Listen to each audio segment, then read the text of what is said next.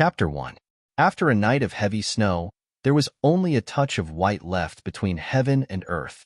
The furnace that was boiling the medicine made a gululu sound. The two little maids who were responsible for looking after the furnace were whispering together. Suddenly, two strong servants came over and took away the medicine pot without saying a word. "Hey, what are you doing?"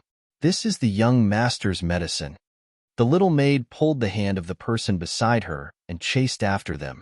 She didn't notice that as they got closer and closer to the main courtyard, the maids behind her showed an obvious look of panic. In the bedroom with the doors and windows closed, a young man in a snow-white fox fur coat was half leaning on the bed and coughing from time to time. His long black hair slid down his cheeks and his skin was so white that it was almost transparent. "Are you feeling better? I already said that the weather is cold recently and told you to wear more clothes." Jinbei Ho was relieved that his eldest son had finally woken up. If something happened to his eldest son at this juncture, the consequences were not something the Jinbei Ho residents could bear. "There are no outsiders now. Father, you don't have to pretend. What is the cause of my illness? Father, do you really not know?" The young man glanced at Jinbei Ho and said leisurely, "What's more, whether father is worried about me or that person's blame, I'm afraid only you know. Shinyu, I'm here." Shinyu didn't care that his words provoked Jinbei Ho's anger. If it was in his previous life, Shinyu would have scruples about the father-son relationship between him and Jinbei Ho. Now that he was reborn, Shinyu didn't intend to wrong himself for anyone. "This matter is not up to you to throw a tantrum. You have to go to the palace even if you don't want to." Jinbei Ho barely suppressed his anger and advised, "Father knows that you don't want to. If it was something else, you can go as you please. But for this matter, His Majesty personally ordered." Shinyu narrowed his eyes.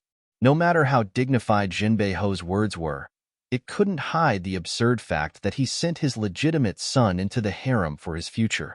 The emperor of the Great Huan Kingdom, Shang Junlin, had been on the throne for 7 years. Until now, the harem had been empty. Memorials urging the emperor to take in beauties were sent one after another, but Shang Junlin just ignored them. The ministers had already given up hope. One day, during the court session, Shang Junlin suddenly decreed that the son of Jinbei Ho should enter the palace. After Shang Junlin ascended the throne, his behavior became more and more ruthless. No one dared to provoke him. Count Jinbei did not even dare to ask. He hurriedly returned to his residence under the envious and jealous gazes of his colleagues. Other than Shinyu, Duke Jinbei also had a concubine-born son. Although Da Huan was popular in the south, there was no such thing as the eldest son of the first wife marrying someone else. Logically speaking, the one entering the palace should be Duke Jinbei's concubine-born son. However, this concubine-born son had a good mother, Madame Ru. She whispered pillow talk in Duke Jinbei's ear and moved his heart. Thus, the one entering the palace was replaced by Shinyu. No one expected that Count Jinbei could really send his only legitimate son into the harem. Shinyu, who was told the news, was so angry that he fainted directly. Shinyu remembered that there was such an incident in his previous life. However, at that time, he was not willing to accept Count Jinbei's obvious favoritism. He schemed to make Madame Ru go for wool and come home shorn. In the end, the one entering the palace was his younger brother.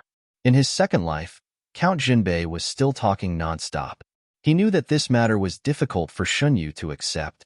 It was true that the harem of the current emperor was empty.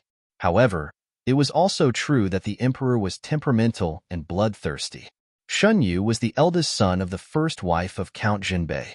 If he did not enter the palace, he could also have a bright future. On the contrary, if he entered the palace, it seemed that he could be favored, but no one knew what the emperor was thinking. After listening for a while, Shinyu felt more and more bored. How could Count Jinbei not know the danger of entering the palace? He just didn't care. Compared to his own future, a son that he did not care about since childhood was nothing. "I know," he interrupted Count Jinbei. "Father, you said so much just to let me enter the palace." "Okay, but I have a request." Count Jinbei did not expect that Shinyu could figure it out so quickly. He was stunned for a moment and then said, "Say it." "There is a servant girl in my yard who has dirty hands and feet. Since father is here, help me deal with her." Shun Yu was lying on the bed. His tone was unclear. If there is a problem with the servant girl, you can deal with it yourself. Why do you ask me to do it?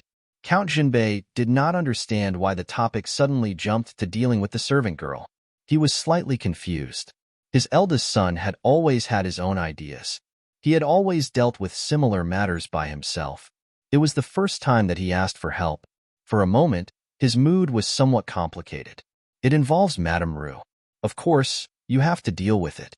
Shin Yu thought that in this life, he chose to enter the palace by himself. However, it did not mean that what Madame Ru and her son did could be written off. Young master, the medicine is here. The servant came in with the medicine. The smell of medicine filled the air. Count Jinbei frowned and stepped aside to let the servant bring the medicine to Shun Yu. You drink the medicine first. If there is anything else, we can talk about it later. Shun Yu's body was not good since childhood. Drinking medicine was a common occurrence. Smelling the medicine, he took the medicine without changing his expression. He picked up the spoon and gently stirred it. Count Jinbei saw that Shun Yu was holding the medicine without drinking it. He frowned even more. Just as he was about to say something, Shun Yu had already put down the spoon. The spoon and the medicine bowl collided, making a crisp sound. Shun Yu's cold voice sounded at the same time. Bring in the people outside. 2 servant girls were brought in. One of them was holding a medicine jar in his hand. Count Jinbei did not understand. What is this? Father, you might as well let them talk about what they did. Yun Luo looked at the people kneeling below with a smile. Count Jinbei's line of sight moved to the 2 servant girls. The 2 servant girls were not old. The younger servant girl's face was full of confusion. The other servant girl's expression was somewhat thought-provoking. It was fear, trembling, and bewilderment. Count Jinbei's expression became serious. Speak. What did you do? It seemed that he was asking the 2 of them, but his eyes always fell on the servant girl who had an uncomfortable expression.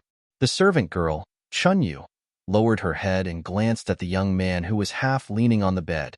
When she met the other side's emotionless eyes, she hurriedly looked away.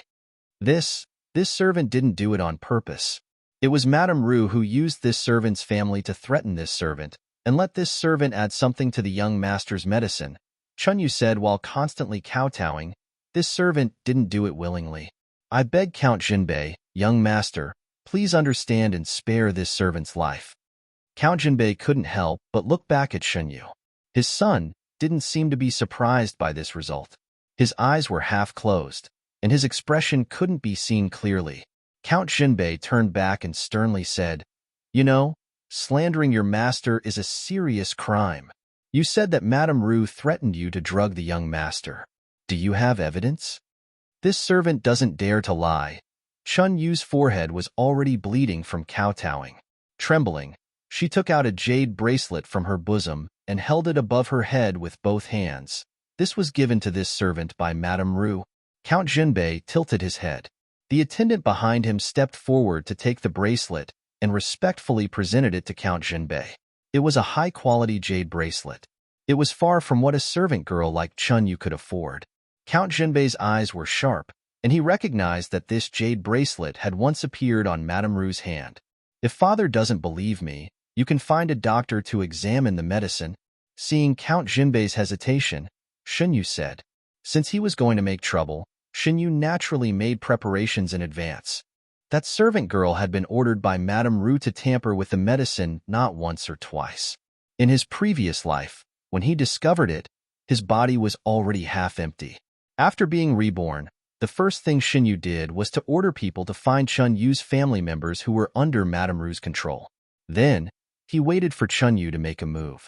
As for how to make Chun Yu bite back against Madame Ru, since Chun Yu was willing to drug him for her family, naturally, she could also turn her sharp blade against Madame Ru for her family. The moment he saw the bracelet clearly, Count Jinbei already had a conclusion in his heart. He looked at his eldest son and suddenly realized that he seemed to have never recognized him clearly. What do you want? Shouldn't I ask you this question, father? Son only hopes that you can handle it impartially. Son is about to enter the palace.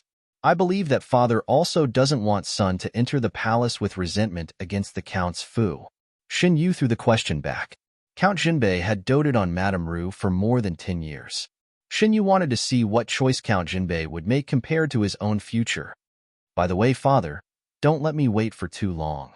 I hope that you can give me a satisfactory answer before I enter the palace. Shinyu looked at Count Jinbei with a faint smile. Count Jinbei obviously looked sick and weak, but people who looked at him felt cold. There were still more than 10 days before he entered the palace. Shinyu didn't want to drag this matter until after he entered the palace. The reason was that Shan Yu occupied the position of the eldest son of the D family. These years, Madame Ru had secretly done many things. If it wasn't for Shan Yu's vigilance, she would have already succeeded. Count Jinbei looked at Shan Yu with a heavy heart. For a moment, he felt that he almost didn't know this son of his. He suppressed all kinds of thoughts in his heart and nodded. If this matter is really related to Madame Ru, I will not tolerate it. Count Jinbei left with 2 servant girls and the medicine jar. Not long after, Shinyu received the news that Count Jinbei had secretly invited a doctor. Why did young master give Count Jinbei full authority to handle Madame Ru? Young master knew that Count Jinbei treated Madame Ru. Everyone in Count Jinbei's mansion knew that Count Jinbei doted on Madame Ru. It could be said that he would give her anything she wanted. If it wasn't for De Huan's law that prohibited concubines from being promoted, the position of Count Jinbei's wife wouldn't have been vacant until now. It was also because of this reason that Madame Ru regarded Shinyu as a thorn in her side. When Shinyu was young, he suffered many hidden losses from her. Slightly raising his head, Shinyu let the servant girl put on the cloak for him. He hugged the hot water bottle and sneered. No matter how much Count Jinbei dotes on Madame Ru, he won't be muddle-headed at this time. After tightly wrapping himself, Shinyu went out. Shinyu. Shinyu turned around. When he saw the person's appearance, he was in a daze. The man was dressed in white and had an outstanding appearance. He was much younger than in his memory. Shinyu stared at him in a daze as he got closer and closer to himself. All kinds of feelings welled up in his heart. In his previous life, he had given everything to chase after his lover. In the end, he found out that everything was just a scam. The deep affection was fake. The unforgettable feelings were also fake. Shinyu would never forget the other person's discomfiture and disbelief when the conspiracy was exposed. Yes, who would have thought that Shinyu could be so crazy? He could turn the situation around at the last moment. On the eve of his ascension, he could also drag someone into the abyss. Why didn't you tell me about such a big thing? The man in white had a gentle expression and his eyes showed just the right amount of concern. When Shinyu saw this, he only felt that it was funny. A dignified prince didn't hesitate to lower himself to be friends with him. He used gentleness to weave a net of deception in the name of love just to trap him. It was no wonder that in his previous life, he had fallen head first into it. However, Genius 1 second remember this website, www.bq50. CC Literature Mobile Version Reading URL, mbq50. CC. Chapter 2. There were some things that he only knew after Shun Yu's death. For example, he knew that he was just a substitute. After Shun Yu's death, he accidentally got a book.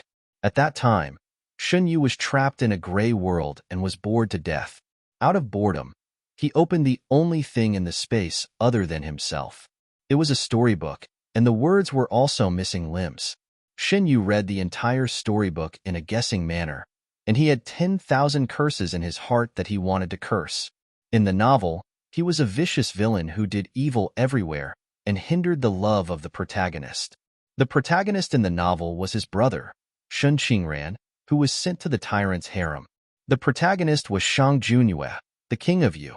Shin Qingran transmigrated with the knowledge of the future. Before he could show his skills, he was plotted by the villain Shin Yu and sent to the tyrant's harem. After separating from his lover and being tortured by the tyrant, Shun Qingran's personality changed greatly. Later, after experiencing all kinds of things, he finally escaped from the palace and reunited with his lover. However, he found that his lover had someone else by her side, and that person was his enemy, Shun Yu. Shin Qingran quietly drove a wedge between Shin Yu and the king of Yu. On the eve of the king of Yu's ascension to the throne, he induced the king of Yu to get rid of Shun Yu. The two of them lived happily ever after. Of course, this was only the ending in the novel. Shin Yu really killed the king of Yu in his previous life. The novel unfolded from Shan Xingran's point of view. Many things were different from Shan Yu's memory. For example, Shen Yu helped the king of Yu to seize power, and his hands were stained with blood. There was also the matter of the king of Yu using him as a substitute. Shen Yu himself didn't know when he became a substitute. When he thought that Shang Junyue used him as a substitute for Shin Xingran, Shen Yu felt disgusted. The last bit of affection he had for the king of Yu also disappeared. Seeing Prince Yu again, Shen Yu only lost her composure for a moment. She blinked her eyes and deliberately pretended to be unhappy. No matter what I say to you, it won't change anything. Besides, if I don't go, Shin Xingran will go. Maybe you can think of a way to let my good brother go instead of me. After saying that, Shin Yu looked at Prince Yu with interest. If what was recorded in the book was true, King Yu should have known Shin Xingran by this time. Moreover, there were some signs of love between them. Shin Yu wanted to verify if it was true. King Yu was silent for a while, then said dotingly and helplessly, "If I had a way, I definitely wouldn't let you enter the palace." She avoided talking about Shan Yu's proposal. Shin Yu did not expect him to be able to come up with a solution. If the Prince of Yu really had this kind of ability in his previous life, he would not have had to work so hard to push the Prince of Yu onto the throne, racking his brains and scheming until the end of his life. Even if the Prince of Yu did not stab him in the back in his previous life, he would not have lived for long. Since you don't have a way, why should I look for you? Shen Yu tilted her head, seemingly puzzled. King Yu always felt that Shen Yu's words today were full of thorns. He thought that the other party was in a bad mood, so he softly comforted her. The matter has not been decided yet. There must be a way. If it was said that he didn't want Shen Yu to enter the palace, Yuang definitely didn't want to. He came to the capital in disguise this time to develop his connections. Shen Yu was the most capable person he had chosen. Unless it was absolutely necessary, he didn't want to give up. It was not that he did not think of letting Shen Xingran replace Shen Yu to enter the palace, but he could not expose his true identity at this time. If he was discovered, all his plans would be in vain. Yes, King Yu did not use his true identity to approach Shen Yu. Shen Yu also did not intend to expose him at this time. If he exposed him too early, it would not be fun, right? Shen Yu lowered her eyes. Her palm-sized face was hidden behind the fur collar. She had a lovely and touching posture. Seeing this, King Yu could not help but take a step forward. He reached out his hand, wanting to touch her moving face. Shen Yu tilted her head, avoiding King Yu's touch. King Yu was stunned for a moment. He coughed and took back his hand as if nothing had happened. He wanted to say something, but when he saw Shen Yu's small face tilted to one side, showing a slightly stubborn appearance, he swallowed all his words. He thought that Shen Yu was worried about entering the palace. King Yu also did not expect that the emperor would let Jinbei Ho send his son into the palace at this time. If he had waited for a while, he would not have been restrained and did not dare to protect his son. Avoiding King Yu's touch was completely a subconscious action of Shen Yu. Shen Yu was too lazy to guess what King Yu would think. After being disturbed by King Yu, her leisure mood to go out for a stroll was completely gone. Since he was unhappy, Shen Yu did not mind making the culprit even more unhappy. He looked back at King Yu and slowly said, "His Majesty's harem is empty. When I enter the palace, will I be able to get a unique honor? His Majesty must also like me. Otherwise, why would he only choose me to enter the palace for so many years? Don't you think so?" Shen Yu deliberately said this. When she said this, her eyes were fixed on the face of the man opposite her. Sure enough, before she finished speaking, she saw the anger that was trying to hide from the other party's face. Having interacted with the Prince of Yu for so long in his previous life, Shen Yu understood the Prince of Yu very well.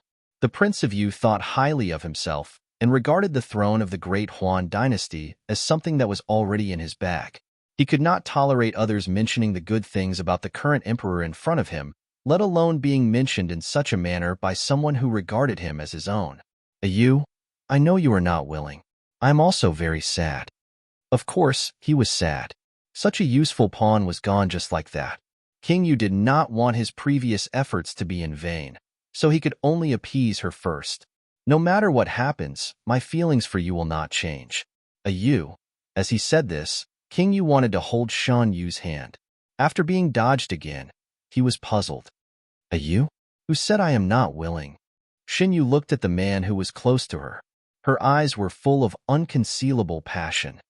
Your Majesty is brave and powerful. I have admired your Majesty for a long time. To be able to enter the palace to serve your Majesty, I can't ask for anything more. How can I be unwilling? Hearing Shan Yu's words, King Yu almost could not maintain the gentle expression on his face. It's good that you can think like this. Since I am going to enter the palace, it's better for us to keep a distance. You don't have to come to Count Bei's mansion to find me in the future. Shan Yu directly blocked all of King Yu's escape routes.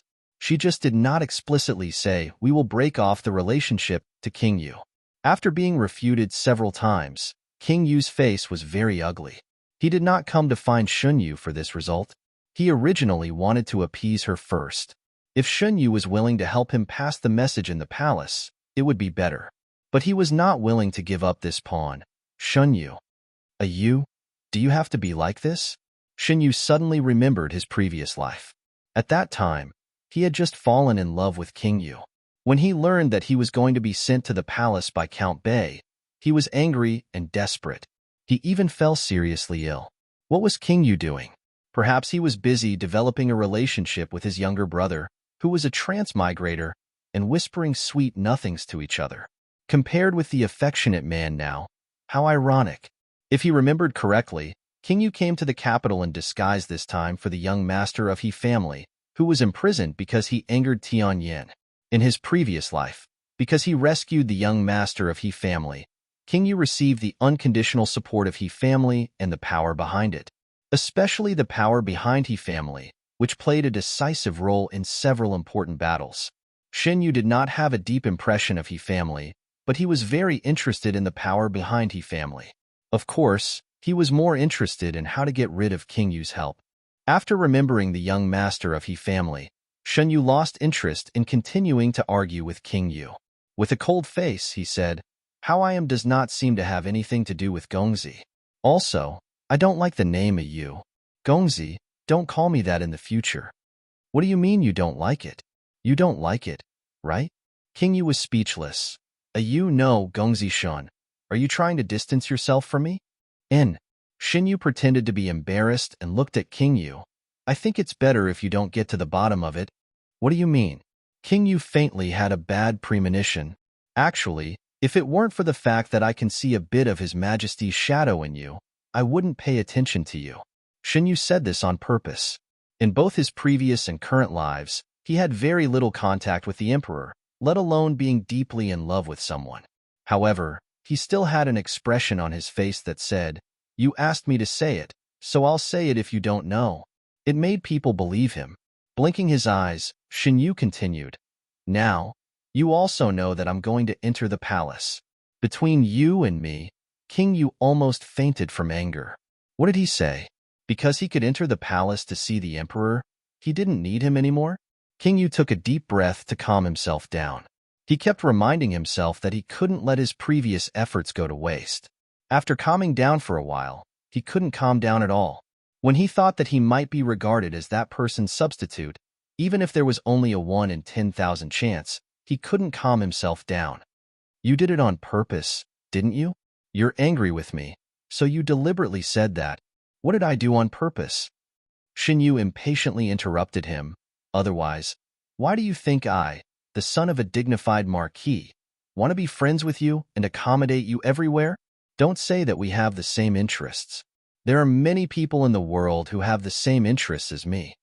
No matter what, Shan Yu was the only legitimate son of Count Bei.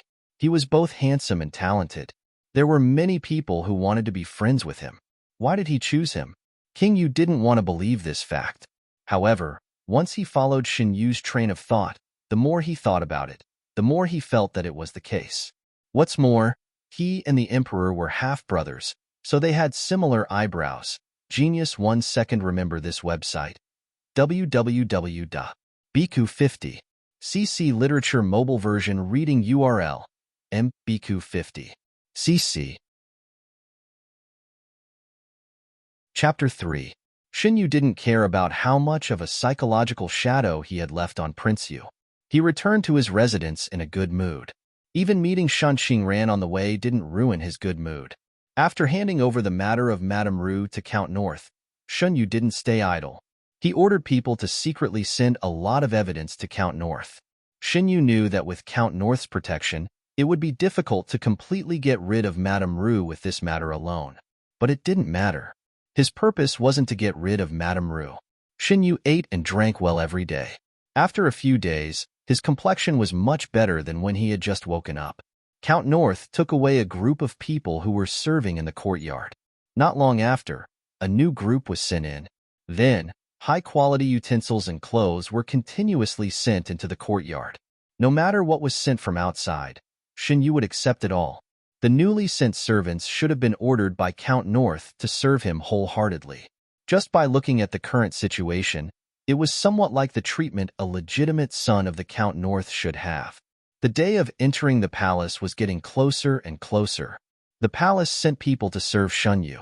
The things around him were gradually taken over by the palace servants.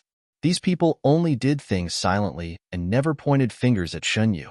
Shin Yu was happy that Count North's people were excluded, so he tacitly allowed them to stay in the courtyard. It had to be said that these people were much more useful than the servants of the Count North. Especially every time he saw Count North and others suffer, it made Shin Yu feel more comfortable. During this period, Prince Yu didn't give up and sent people to secretly send in a few letters. Shin Yu didn't even look at them and directly threw them into the brazier. In the bright fire, some invisible shackles were burned away. The dark bottom of his eyes reflected the warm orange light, and the corners of his mouth unknowingly hooked up. "Young master." The servant pushed the door open and came in. When he saw the handsome figure sitting by the brazier, he didn't know why his heart turned cold. Shin Yu narrowed his eyes. "What's the matter?" "The Marquis invites you to the main hall." The manservant lowered his head, not daring to look at the young man sitting upright. The manservant was specially selected by Count Jinbei and sent to Shun Yu's side. Before he came, he was ordered by Count Jinbei to take good care of the young master and not neglect anything. After he came, he found that the young master, who didn't have much sense of presence in the mansion, was very different from what everyone imagined. "Let's go." Shin Yu clapped his hands and stood up. There were not many people in the main hall. After Shun Yu went in, Sir Jinbei waved his hand to let some of the servants leave. Those who stayed were all trusted by Sir Jinbei. Shin Yu raised his eyes and glanced around. He saw Madame Ru, who was standing below Count North, and Shun Qingran, who was confused. "Father, did you ask me to come here because you already have a result?" Shin Yu asked unhurriedly under the 3 pairs of eyes. "You can say that." Count North nodded. He had already found out the truth before today. He delayed until now because he was thinking about how to deal with this matter. Madame Ru was his beloved woman, and Shun Qingran was the son he had high hopes for. He didn't want to leave a stain on the two of them. "I asked you to come here today because I want Madame Ru to apologize to you. What kind of compensation do you want?" Shin Yu raised his eyebrows. "Father, you want me to turn this matter into a small one?" Madame Ru didn't do it on purpose. Count North sighed. She was also bewitched by someone. "I will give the person who bewitched her to you and let you deal with it. Seeing that she didn't make a big mistake, I will let it go this time. You are going to enter the palace soon. At this time, it's not good for negative news to spread in the mansion." This concubine knows she was wrong. This concubine was possessed for a moment and almost harmed eldest Gongzi. This concubine is willing to pray for eldest Gongzi every day. The person that Count North wanted to hand over to Shun Yu to deal with was her most capable maidservant. Madame Ru's heart was filled with hatred, but she didn't dare to show it on her face. She endured it until her teeth almost shattered. "There's no need to pray for blessings. I'm afraid I can't bear it." Shin Yu had a smile on his face, but the smile didn't reach his eyes. "What if I say I'm not willing to accept this punishment, Father? Don't be in a hurry to find an excuse to evade me. You and I both know in our hearts whether or not Madame Ru was bewitched by someone and, accidentally, committed a mistake. I gave this matter to Father because I trusted Father. Now it seems that Father doesn't seem to be worthy of my trust." Count North's forehead twitched when he heard this. How come he didn't know when his eldest son became so eloquent and unforgiving? The ugly expression on Madame Rue's face couldn't be hidden. The alarm bells in her heart kept beating. She had to re-examine the child left behind by the previous wife of Count North. She had always regarded Shunyu as a stumbling block for her child to inherit the Marquis Fu. She had done her best to prevent the Marquis Fu's only son from obtaining the position of Shitzi. This time, when she heard the news that Shunyu was going to enter the palace, she felt that even the heavens were looking after her. She hadn't even relaxed when the person she placed in Shunyu's courtyard brought bad news. Fortunately, there was news later that Shunyu had handed the matter over to Count North to deal with. Madame Rue secretly laughed at Shunyu's naivety and turned around to think of an excuse for herself. As expected, Count North was a person who cared a lot about his face. He didn't want to make a big deal out of the matter and followed her excuse to push all the blame onto someone else. Everything went smoothly. Shunyu didn't have any intention to intervene. Although it was painful to lose a confidant maid, she would definitely find an opportunity to take revenge. She had already lowered her posture. She didn't expect that Shunyu not only didn't appreciate her kindness, but also didn't have much respect for Count North. Looking at Shunyu's smiling eyes, Madame Rue found that she couldn't understand this man who was more than 10 years younger than her. His attitude was casual. Even if Count North was obviously biased towards her, she didn't see even a little bit of anger in his eyes. It was as if he already knew the result. He came here just to go through the motions. What was Shunyu's purpose? At this moment, Madame Rue panicked. She thought that the reason Shunyu trusted Sir Jinbei with the drugging was because of his trust and admiration for her father. But now, it seemed that it wasn't like that at all. The reason he handed the matter over was because he didn't care. He didn't care about the matter of the medicine being tampered with. Not to mention Sir Jinbei, he didn't even care about the entire manor. Count North. Madame Rue couldn't help but take a step back and grab Count North's sleeve. She looked at Shunyu with fear in her eyes. Noticing Madame Rue's frightened eyes, Shunyu pulled the corners of his mouth up. It was really interesting. He hadn't done anything yet, but he scared himself. Look at what you're saying. What happened to all the books you've been reading for so many years? Count North frowned and patted the back of Madame Rue's hand to comfort her. Madame Rue is your elder. You can't make up stories. Elder? Shunyu sneered. Let's not talk about whether or not I'm making things up. She's just a concubine. I'm afraid she can't bear the title of elder. In Dahuan, there was a clear distinction between the legitimate wife and the legitimate son. The status of the legitimate wife and the legitimate son was far higher than that of the concubines and the illegitimate son. It was only because Count North's legitimate wife died early and didn't remarry that Madame Rue could monopolize the power in the Lord Protector's mansion. But the law was there. No matter how much Count North doted on Madame Rue, he couldn't make her the legitimate wife. Shunyu's words pierced Madame Rue's sore spot. Because she was only a concubine in the beginning, she couldn't shake off the status of a concubine for the rest of her life. Even the children she gave birth to were born inferior to others. As for Shunyu, she believed that her own child wasn't inferior to Shunyu in any way. Just because she was born into a good family, her son would never surpass Shunyu in this lifetime. A dim light flashed through her eyes. When she raised her eyes again, Madame Rue was already on the verge of tears. It's this concubine's fault. Lord Marquis, please don't cause a rift between you and eldest young master because of this concubine. Since eldest young master is certain that this concubine did it, this concubine will admit it. Don't make things difficult for Lord Marquis. As soon as Madame Rue's words left her mouth, the anger on Count North's face deepened. You have no respect for your elders. Shunyu, you're really becoming more and more unruly. You want to kill my elder? Shunyu retorted without any trace of politeness, or the elder who's harboring the true culprit. Madame Rue really has good means. With just a few words, you're able to make Lord Marquis speak up for you without distinguishing between right and wrong. Is it true that even if you really succeeded, you can still make Lord Marquis let it go so easily? You're not allowed to speak of mother like that. Shin Qingran finally digested the information with great difficulty. When he heard Shinyu's words, he couldn't help but speak up. You don't have the right to speak here. Shinyu coldly glanced at Shin Qingran. Also, other than the wife of the main house, the concubines can only call her Yinyang. Next time, don't call her by the wrong name. Meeting Shan Yu's cold gaze, Shen Xingran shuddered. He mumbled a few words and didn't dare to speak again. Shen Yu found a chair and sat down. He unhurriedly arranged his cuffs. Let's get back to the topic. Lord Marquis doesn't want the news of Lord Marquis inciting his concubines to commit murder to become the topic of discussion before I enter the palace, right? Count North finally realized that Shen Yu wasn't someone he could easily manipulate. Unfortunately, in a few days, Shen Yu was going to enter the palace. He didn't want that person to blame him. Not only could he not do anything, but he also had to properly worship him. He could only suppress his anger and ask, "What exactly do you want?" It would have been better if father had been so tactful earlier. Why did you have to make things so ugly? Shen Yu pulled down his sleeve. Since Ru Foreign is so easily confused and makes mistakes, it will be difficult for her to manage such a large Marquis Fu. Father should choose someone else. Count North Marquis didn't remarry, but there were many concubines in the Fu. It was just that Ru Foreign's family had always been the most powerful.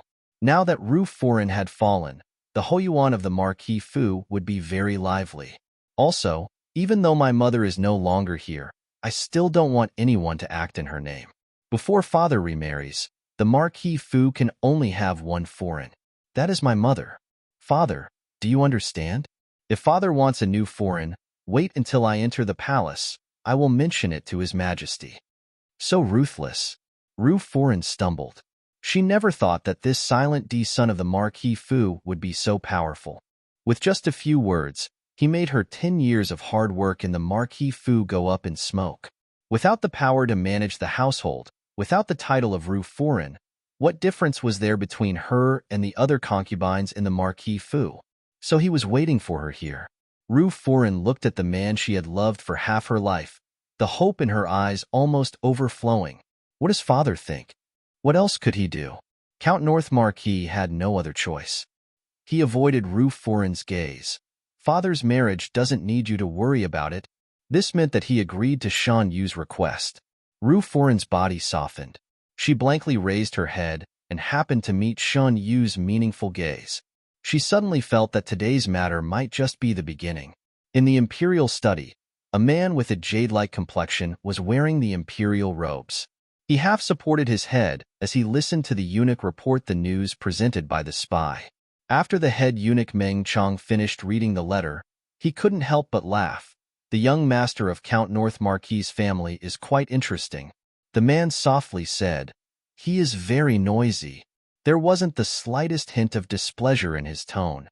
Eunuch Meng understood and said, "When the young master comes, the palace will be much more lively." The man indifferently responded. After reading for a while, Eunuch Meng suddenly stopped. "Oh, this." The emperor opened his eyes. "What?" Eunuch Meng hesitated and handed the secret letter in his hand to the man. The man took it and skimmed through 10 lines at a glance. His expression became subtle. Genius 1 second. Remember this website, www.bq50. CC Literature Mobile Reading Website, mbq50. CC. Chapter 4. Jinbei Ho did what he said. Since that day, Madame Ru's privileges were taken back one by one. The other concubines vaguely heard the news and did not dare to get close to Shen Yu. Shen Yu was very satisfied with the last few days in the Ho Fu. The only accident was that 3 days before entering the palace issued a decree to confer Shen Yu the title of noble lord. This had never happened before in his previous life. Shen Yu calmly received the decree in the eyes of gratification, envy, jealousy, and resentment. The eunuch who announced the decree wanted to please him and said a lot of pleasing words. "Marquis, you've really brought up a good son. This blessing is yet to come." De Huan was popular in the south. There was a system of titles for men after entering the palace. Under the empress, the highest position was noble lord. In the eyes of others, the legitimate son of Jinbei Ho could be said to have reached the sky in one step. Jinbei Ho smiled proudly on the surface, but in his heart, he could not smile. If before Madame Ru's incident, he received the news that his legitimate son had received the honor before entering the palace, who knows how happy he would be. But now, his heart was more worried. Shen Yu's attitude was too unpredictable. Along with the imperial decree, there were various rewards from the palace. Jinbei Hofu did not have a proper wife, so all the rewards were sent to Shen Yu's courtyard. Shen Yu received the decree and came back. Looking at the big and small boxes in the courtyard, he was silent. A eunuch came with a list. His Majesty said that all the things on this list will be handed over to young Master Shan. Shen Yu casually opened a box and a huge pearl came into view. He paused and opened the other boxes. Without exception, they were all rare treasures. Looking at the list from the eunuch, his eyes unconsciously overflowed with a little smile. But he did not know that the young emperor who would be cursed by the people in the future because of adultery was such a rich master. Shen Yu did not look at the rest of the boxes. He instructed the servants to move the boxes to the small storeroom. He began to think, did Shen Qingran also receive so many rewards in his previous life? Shen Yu did not remember such a thing happening, whether it was in his memory of his previous life or the book he read after his death. When Shen Qingran entered the palace, he did not receive the title of noble lord, nor did he receive any additional rewards. Just because he was the eldest son of Count North Marquis, he could not let the man sitting high on the throne think highly of him. Young master, it seems that Her Majesty likes you very much. She took off the cloak for her weak and sickly young master, feeling a little happy. The servants around Shen Yu came and went. She was one of the few who stayed. She knew that because her young master held the title of the eldest son of Count North Marquis, he suffered a lot in the mansion. This time, because of Count North Marquis' selfishness, he had to serve the emperor as a man. The current emperor of Dahuan was famous for his war. His temperament was violent, and his methods were ruthless. His reputation in the aristocratic families was not good. She had been very worried about Shan Yu's encounter after entering the palace. Now, before entering the palace, she saw that the emperor valued her young master so much. She was relieved. The matter had been settled. She only hoped that her young master's future would be smoother. Shen Yu did not comment. He thought deeply and would not be as simple as Mushi thought. However, the emperor's actions could indeed help him a lot. Not guessing the emperor's thoughts, Shen Yu asked, "How is the manor?" "Everything is arranged according to what you said." The manservant standing to the side answered in a low voice. Shen Yu nodded. He had always doted on his own people.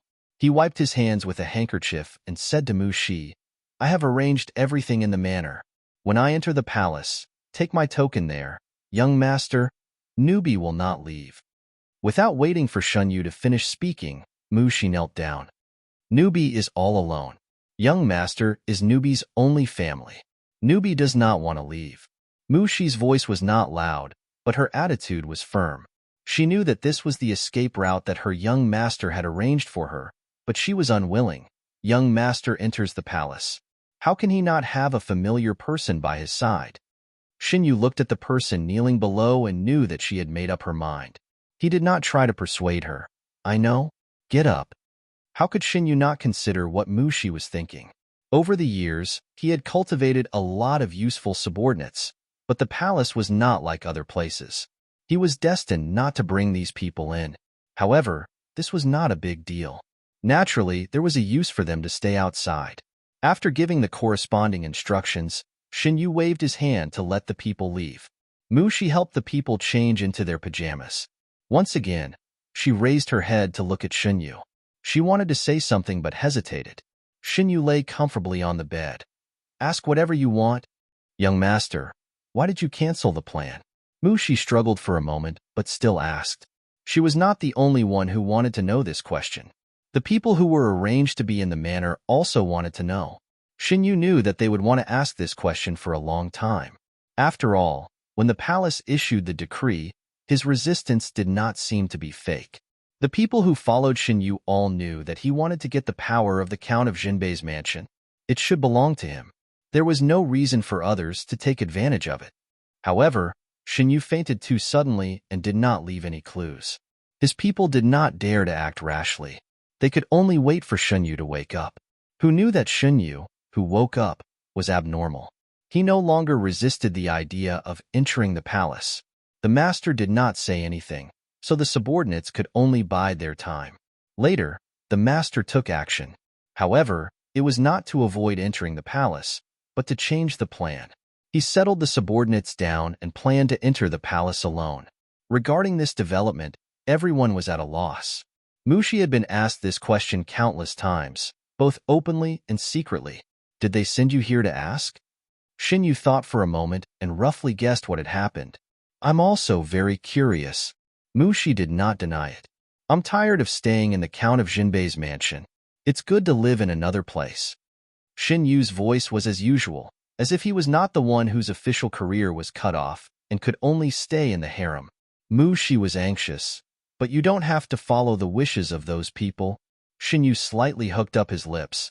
Do you think the current development is really what those people want? Thinking of Madame Ru's end, Mushi was silent. Well, don't think too much. I naturally have my reasons for doing this. After comforting the worried maid, Shinyu's eyes darkened. He entered the palace because he found clues related to his mother in the palace in his previous life. Shinyu, the wife of Count of Jinbei, was a short-lived woman. In addition to leaving her son, Shinyu, there was nothing else related to her in the world. Shinyu did not have any feelings for his mother, who he had never met before. He just wanted to find out something. Closing his eyes, he seemed to return to the rainy night in his previous life. A vague voice came through the rain. Are you sure about this news? Destiny. Destiny. Imperial Palace. Shinyu rubbed his forehead, only to feel a fishy sweetness in his throat. Cough. Cough, cough. Gongzi. Gongzi. Something was knocked over, making a loud bang sound. Shinyu leaned on the bed. His vision turned black. Someone come, call a doctor. Before he could say anything, Shinyu fell into darkness. When he woke up, it was already noon of the next day. As soon as Shinyu moved, the maid beside him found out and hurriedly got up. Not long after, the doctor came in. Behind the doctor were Count of Jinbei and a strange man. Shinyu's whole body was weak, lying on the bed without moving. After the doctor checked his pulse, he was taken away by a servant. Shinyu weakly looked at Count of Jinbei and the strange man, but did not speak. For the first time, Count of Jinbei saw his eldest son so weak. His delicate face was pale, and his eyelashes were slightly drooping, giving people a feeling that he was weak and in urgent need of protection. He turned his head to the man behind him and cupped his hands. Thank you, Imperial Physician Gu. Imperial Physician Gu returned the salute. It's my duty. Imperial Physician Gu stepped forward to check Shinyu's pulse. Shinyu looked at him for a while, then looked away. Imperial Physician Gu Chong, was the youngest and most promising imperial physician since the founding of Dahuan. When he was 27 years old, he became the head of the Imperial Hospital, but in the same year, he lost his life because of a man-made disaster. Shinyu remembered him because of a person he met later. Half of that person's face was disfigured, like an evil spirit that crawled out of hell. Only when he talked about Imperial Physician Gu did he have a bit of life. At that time, Shinyu was in trouble. That person's target of revenge and Shinyu's target happened to be the same group of forces. The two of them formed a temporary cooperation, but the conditions were not good at that time, so they could only take risks. Their goal was achieved, but that person also died tragically. It was the first time Shinyu came into contact with such strong feelings. It was also the first time he doubted that he liked Prince Yu. After that, he found the two people's bones and buried them in a beautiful place. He didn't expect to be reborn and meet Imperial Physician Gu so soon. After checking Shinyu's pulse, Imperial Physician Gu asked someone to bring the original prescription. After thinking for a while, he wrote a new prescription. Young Master Shun's body is too weak. The medicine needs to be adjusted slightly. Will Imperial Physician Gu be responsible for my illness in the future? Shinyu suddenly asked. Imperial Physician Gu was stunned for a moment, but he quickly answered. It depends on His Majesty's arrangement. Shinyu nodded and didn't speak anymore. After resting for 2 days, Shinyu's body was a little better. It was also the day for him to enter the palace. The emperor understood that he had just recovered from a serious illness, so everything was simplified. Duke Jinbei was not happy, but Shinyu couldn't ask for more. On that day, Shen Yu saw the man who was bound to him in this life for the first time. The man was wearing a black imperial robe. He was tall, so the heavy imperial robe didn't make him look bloated. Instead, it made him look more imposing. He was indeed somewhat similar to Prince Yu, but he was many times more handsome than Prince Yu. So, how blind was he to like Prince Yu in his previous life? What are you thinking? Shang Junlin looked at the beautiful young man who was staring at him in a daze and slowly walked over. The man's voice was low and sweet. After he deliberately lowered his voice, there was a special taste of tenderness. Shen Yu's ears twitched. He felt a little bewitched. One must enjoy life to the fullest. Such a great beauty was also very pleasing to the eye. I was thinking that His Majesty is more beautiful than I imagined. The last syllable was slightly raised, as if he saw something he liked. No one noticed that the young emperor, who had always been calm, paused his footsteps. You like me? Shang Junlin strode over and stood beside the bed. He condescendingly looked at the young man who was sitting on the bed. A sense of oppression poured down. This was a pressure that only belonged to a superior with a murderous aura that could kill thousands of enemies. The palace servants on the side had already knelt down, trembling. Only Shen Yu's complexion remained unchanged. Genius 1 second. Remember this website, www.bq50. CC Literature Mobile Version Reading URL, mbq50. CC. Chapter 5. Shang Junlin stared at Shen Yu for a while, but did not speak. Without a doubt, Shen Yu was extremely beautiful, otherwise, he would not be famous in the capital for his beauty. His white face looked even more charming in the red dress. At this moment, the beauty in red was sitting on the bed with eyes full of affection, as if only she, who was standing in front of him, could enter his eyes and his heart. No one could not be moved. The surrounding air pressure was getting lower and lower, but Shan Yu did not feel it. He smiled and pulled the hand of the Shang Junlin Emperor. Your Majesty, it's time to sleep. Hearing the movement, the palace servants lowered their heads more and more. Even eunuch Ming, who had been serving the emperor, did not dare to look up. He could only sigh in his heart. This young master of the Shen family is really bold. Shang Junlin has been on the throne for more than 10 years. After leading the Iron Cavalry to recapture the country, he became more and more ruthless. There were even rumors that the current emperor killed his father and brother. Of course, under the suppression of bloody force, these rumors could only be spread in private. Shen Yu glanced at the trembling palace servant. His hand had already touched the other parties. In both of his lives, he had never seen this person's beauty. Shen Yu wanted to test him, so he lightly touched him and was ready to withdraw. He did not expect that the other party would hold his hand. Shen Yu struggled but failed to break free. He looked at the Shang Junlin doubtfully. Didn't you say to sleep? Shang Junlin waved his hand. You can leave first. The red candle burned. In the blink of an eye, only 2 people, one sitting and one standing, were left in the room. Being stared at by the Shang Junlin Emperor, Shen Yu could not help but feel a little flustered. This person is not serious, right? I came to the palace for this person's beauty, not to put myself in danger. After a moment, Shang Junlin suddenly leaned over. Shen Yu was startled and stepped back. Shang Junlin paused. It seems that the rumors are not true. The eldest son of the Duke of Jinbei is not a gentleman. The eldest son of Count Jinbei, Shen Yu, was a handsome and elegant gentleman. He was an unattainable figure in the hearts of countless people.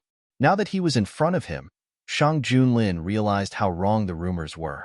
Shen Yu thought for a while before remembering that he wasn't the sycophantic minister that everyone would talk about 10 years later. Before he got involved with Shang Junyue, his reputation was still very good. More or less, he missed it. Shen Yu glanced at him. After confirming that he wasn't sexually aroused, he heaved a sigh of relief. Then, does your Majesty like the current me, or the me in the rumors? Shang Junlin didn't answer this question. He carefully looked at Shan Yu's face. The rumors weren't completely false. At least about Shan Yu's appearance, it was very accurate. Letting go of Shan Yu's hand, Shang Junlin took a step back and said, I feel that Shun Guijuan's skin is really thick. Shen Yu smiled and said, As long as your Majesty likes me, It doesn't matter if I'm thick-skinned. Shang Junlin didn't comment. He raised his arms and said, "Didn't you say you want to sleep? Help me change my clothes." "Your Majesty, aren't you going to call the palace servants in?" Xinyu wanted to test Shang Junlin's bottom line again, so he didn't move. "This is your duty," Shang Junlin said indifferently. "I understand. I have to do this myself." Xinyu got up from the bed. When he got out of bed, he suddenly felt dizzy and fell down. The expected intimate contact with the floor didn't happen. Xinyu fell into a hard and warm embrace. Shang Junlin quickly caught him and said, "What's wrong? You keep saying that you like me, but you're not even willing to help me undress?" Xinyu didn't answer and fainted. What awaited him was not recovery, but wave after wave of pain, which was getting more and more intense. Xinyu closed his eyes and resisted the waves of pain. In the cold winter weather, fine beads of sweat appeared on his forehead. His face was getting paler and paler. He unconsciously bit his lower lip and didn't even feel the blood. Xinyu knew his own body well. He had been sick for decades. Even the most difficult times had never been like this. The pain came fiercely, as if it was going to drown him. In the endless pain, he couldn't feel anything outside. His hand clenched the black cloth, and his clenched teeth were forced open by a big hand. He didn't know how much time had passed, or maybe it was just a moment, but Xunyu reluctantly regained consciousness. Meng Chong, Imperial Physician Xian. In a daze, Xunyu seemed to feel the arm holding him tighten. The beauty in red was lying in the arm, pale and weak. She was no longer as lively as before. The Emperor in black looked at him expressionlessly, and his eyes were deep. Eunuch Ming stood aside and didn't dare to breathe. He was called in by the Emperor's angry voice. He thought that young Master Shun had made the Emperor unhappy, but he found out that it wasn't the case. The Imperial Physicians came late, and the head was Imperial Physician Gu. "You don't have to pay your respects. Come and see him." Imperial Physician Gu felt the pulse and came to the same conclusion as last time. "You're weak because you were born in your mother's womb. You can only rest well. Forgive me for not learning the cure." "I understand." Xinyu woke up at noon the next day. When he woke up, Shang Junlin was no longer here. Mushi brought the medicine over.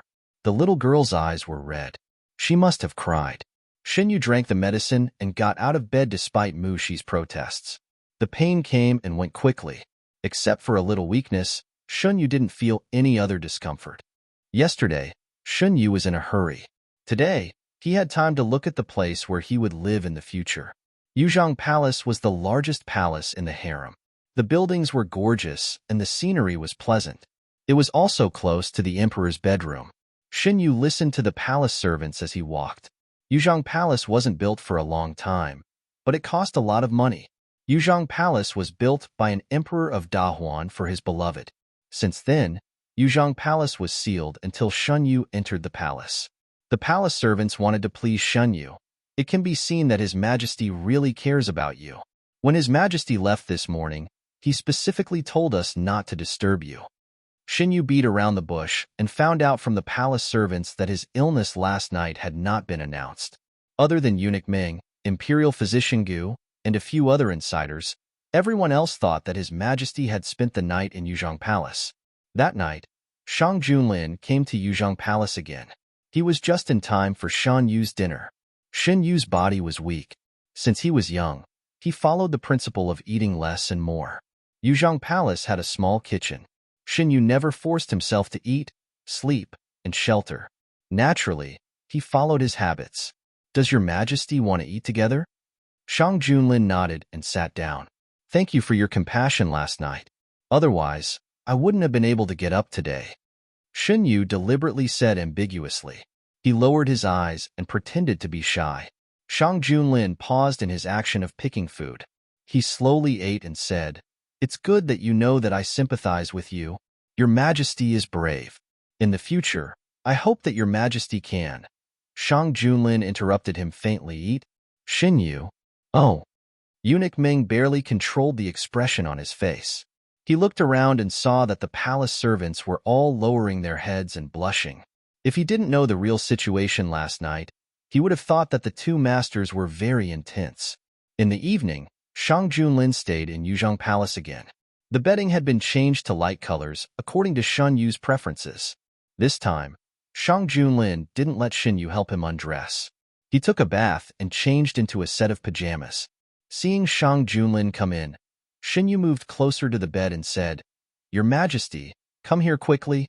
The man in pajamas was much more approachable than when he wore the black imperial robe. Shin Yu became bolder. After dismissing the palace servants, Shang Junlin walked over and said, "From today onwards, I will let Imperial Physician Gu take care of your health." Shang Junlin didn't want last night's incident to happen again. "Thank you, Your Majesty." Shin Yu's small face rubbed against the quilt. "Your Majesty is so kind. You are a smart person. I believe there are some things that I don't need to say." Shin Yu nodded. When they looked at each other, they reached a consensus. Feeling the warmth from the other side of the bed, Shin Yu closed his eyes. The emperor who would live with him for a while seemed to be easier to fool than he thought. Interesting. For a few days, Shang Junlin stayed in Yuzhong Palace. The news about how Shun Yu was favored spread like wings. Shin Yu's life was peaceful here, but there were a lot of storms outside because of him. Shin Yu's favor surprised many people who were not optimistic about this matter. The people who originally ridiculed Duke Xinbei for sending his legitimate son into the palace immediately changed their attitude and complimented him as if they didn't need money. There were also many people who were jealous and insinuated that Shan Yu had seduced the emperor. There were also many people who secretly had some thoughts. Since there was one Shin Yu, would there be a second or third one? They didn't say this before, but now that Shun Yu was a living example, the bold people were ready to send people to the harem. Duke Xinbei had been in the limelight recently because of Shun Yu.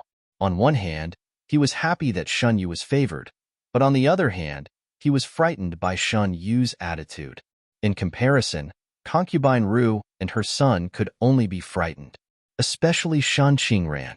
He couldn't help but think, if he was the one who entered the palace, would he be the one favored now? The decline of concubine Ru's status had more or less affected Shan Qingran. The people in the harem of Duke Xinbei's mansion knew clearly how Shin Yu entered the palace, so they used this matter to mock Shan Qingran and concubine Ru. Under concubine Ru's coaxing and pestering, Duke Xinbei's attitude softened. It was not easy to see the light, but because of the news that Shan Yu was favored, concubine Ru's heart was filled with hatred. All kinds of movements were passed to Shan Yu's ears. "How can they say that about you?" Mushi was dissatisfied. "You obviously didn't do anything. How can you say that you seduced the emperor?" What a vixen. She really couldn't say the last few words. Even if she didn't say it, Shin Yu also knew what the people outside would say about him, not to mention that this was just the beginning. There were still several forces who hadn't taken action. Shin Yu hooked his lips and smiled. "Since they say that I seduced the emperor, I might as well let them feel it." She silently lowered her head. She felt that her master's smile had a bit of the temperament of a demon concubine. Shen Yu brought the soup from the small kitchen to the imperial study. Seeing him, Eunuch Ming wiped his sweat and greeted him. "Why did Guijun come?" "I'm here to deliver soup to His Majesty."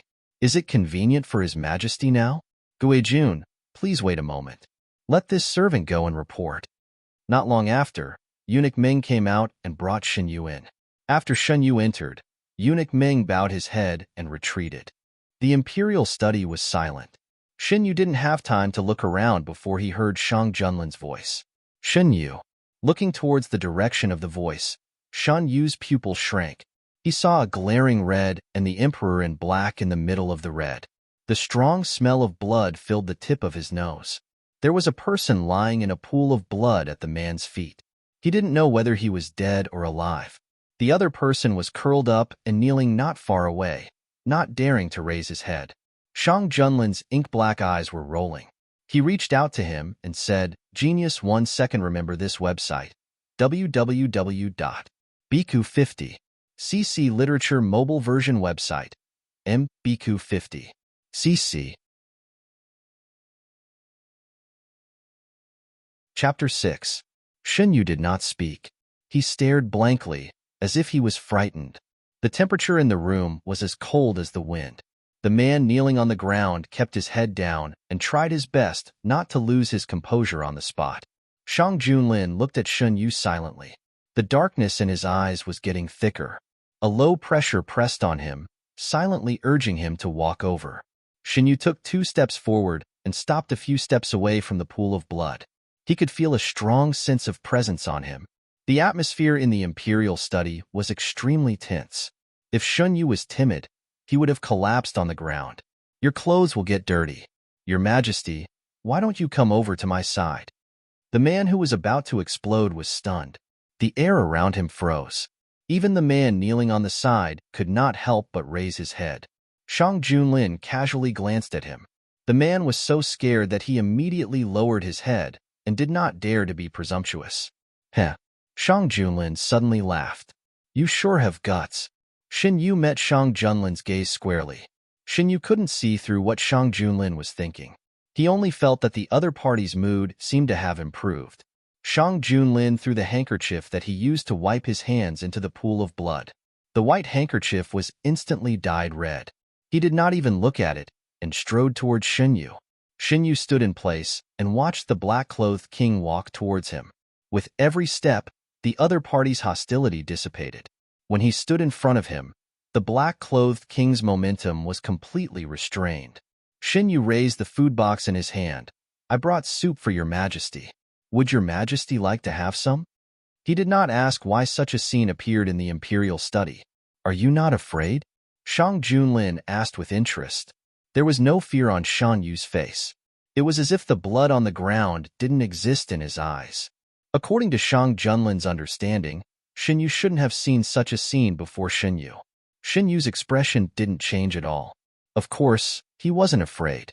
In his previous life, the bloody scenes he had created were far crueler than the ones in front of him. Shinyu tilted his head and glanced at the man lying in a pool of blood. Then, he slowly shifted his gaze to the kneeling man. Finally, his gaze returned to the man in front of him. The man was almost a head taller than Shinyu. They were so close that Shinyu had to look up to see his face. Shinyu stared into Shang Junlin's eyes and said word by word, "Since he has angered His Majesty, he deserves whatever punishment he gets." Shang Junlin's pupil shrank slightly. He raised his hand and pinched Shan Yu's chin. "I didn't expect His Majesty to side with me so much." The man's tone was calm, without a trace of joy. Shinyu had been staring at the man's face and didn't miss the instant change of expression on his face. "Your Majesty," Shinyu reached out and grabbed the man's hand that was pinching his chin. "I am His Majesty's man. Naturally, I will side with His Majesty. You'd better remember what you said at all times." Shang Junlin let go of his hand and his expression became gentle. "Didn't you say you brought soup for me? Let me have a taste of His Majesty's cooking." Shun Yu's hand lightened. The food box was taken by Shang Junlin. Then, he felt something warm in his hand. It was held by the man's strong hand. Shin Yu was led by the other party. They walked around the pool of blood and sat in front of the imperial table. Shang Junlin didn't instruct the palace servants. He opened the food box himself. In an instant, the aroma of food floated out and made people salivate. But this aroma mixed with the smell of blood that couldn't be ignored. It was indescribably strange. Shin Yu glanced at the people below. Without Shang Junlin's order, no one dared to move. Seeing that Shang Junlin intended to drink the soup directly, Shin Yu pulled his sleeve. "What's wrong? Are you afraid now?" The man's eyebrows were hidden behind the dense steam and couldn't be seen clearly. "No, Your Majesty, don't you think?" Shin Yu paused for a moment. "Eating in this kind of environment is very unappetizing?" In some aspects, Shun Yu had a very strange obsession. For example, when he was eating, he didn't like anything that was an eyesore to appear in front of him.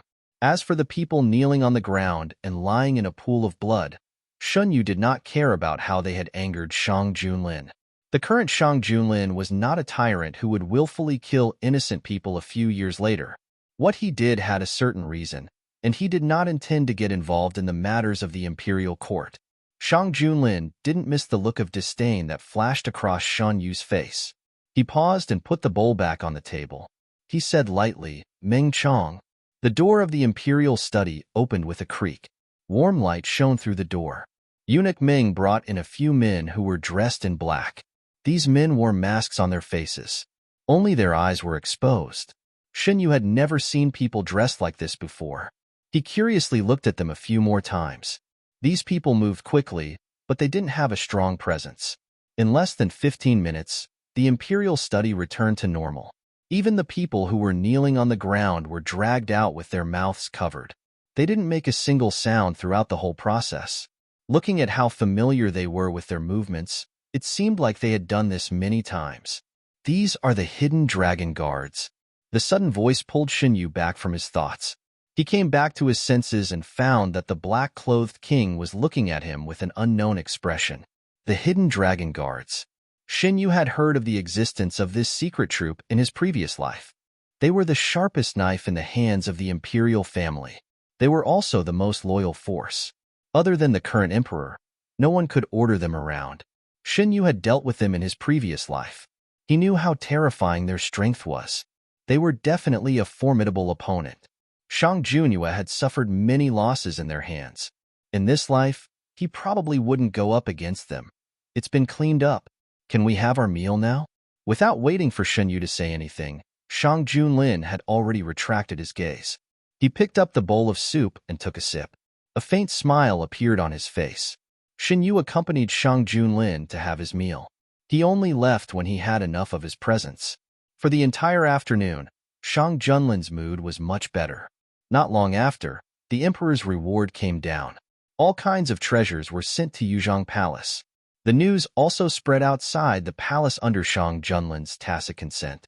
Just as Shun Yu had expected, after an afternoon, the news about how he was favored spread once again. Not many people cared about the other things that happened in the imperial study. A few people would die in the imperial palace every once in a while. They had already become accustomed to it from their initial fear. Power and money were undoubtedly exciting. With Xin Yu as a good example, those who had ulterior motives couldn't hold back anymore. If they succeeded, what awaited them was a great road to heaven. Duke Zhao's residence. Duke Zhao summoned his son and confidant to discuss in the study. Father, this is an opportunity. Now there's only one person in the harem, and he's a man who can't have children. If our family's girl enters the palace and gives birth to a son or a daughter, maybe in the future. Duke Zhao's second son pointed to the sky. He didn't say what he wanted to say. Second young master is right. This matter shouldn't be delayed. It's best to seize the opportunity. One of the confidant also agreed. This matter must be planned carefully. We can't annoy His Majesty because of this. Otherwise, the gains won't make up for the losses. Similar words happened in the mansions of many officials and nobles. Before Shunyu, Shang Junlin had never relented on the matter of the harem. Even if they wanted to send their girls into the palace, they had no chance. Now it was different. After tasting it, His Majesty wouldn't refuse beauties to enter the palace. In order to gain His Majesty's favor as soon as possible, some families even prepared beautiful men. Since His Majesty was interested in Shen Guijun, he might be interested in other men. All kinds of turmoil inside and outside the palace didn't affect Xinyu. After sleeping, Xinyu found out what had happened in the imperial study that day. It turned out that someone had reached into the palace and wanted to use the information he had obtained for profit. Shang Junlin was too lazy to deal with these people and directly killed them. Shang Junlin acted quickly and didn't give anyone a chance. He followed the clues and found the culprit. Without any explanation, he put the culprit in prison. Except for a few people who saw the truth, most people didn't know what had happened. Seeing that Shang Junlin suddenly attacked a family with a good reputation, they were frightened and couldn't help but feel a chill in their hearts. Some people who had a good relationship with that family pleaded for mercy during the court. The young emperor looked at them coldly and didn't say a word. Your Majesty, Imperial Censorzhong has always been fair and strict. Your Majesty, please give him a way out. Your Majesty, please give him a way out. Since you all think that Imperial Censorzhong didn't do anything wrong, then do you all think that I was wrong? I don't dare. I think that you all are very daring. Whoever pleads for mercy will be sent to prison to accompany Imperial Censorzhong. I believe that Imperial Censorzhong will be very grateful for your sympathy. As soon as he finished speaking, the hall suddenly quieted down. Some people who had pleaded for mercy began to retreat. The ministers all knew that the emperor wasn't joking. If someone continued to plead for mercy, they would really be sent to prison. This kind of situation had happened more than once. A few people looked at each other and stepped forward.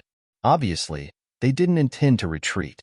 When Xinyu received the news, it was already a day later.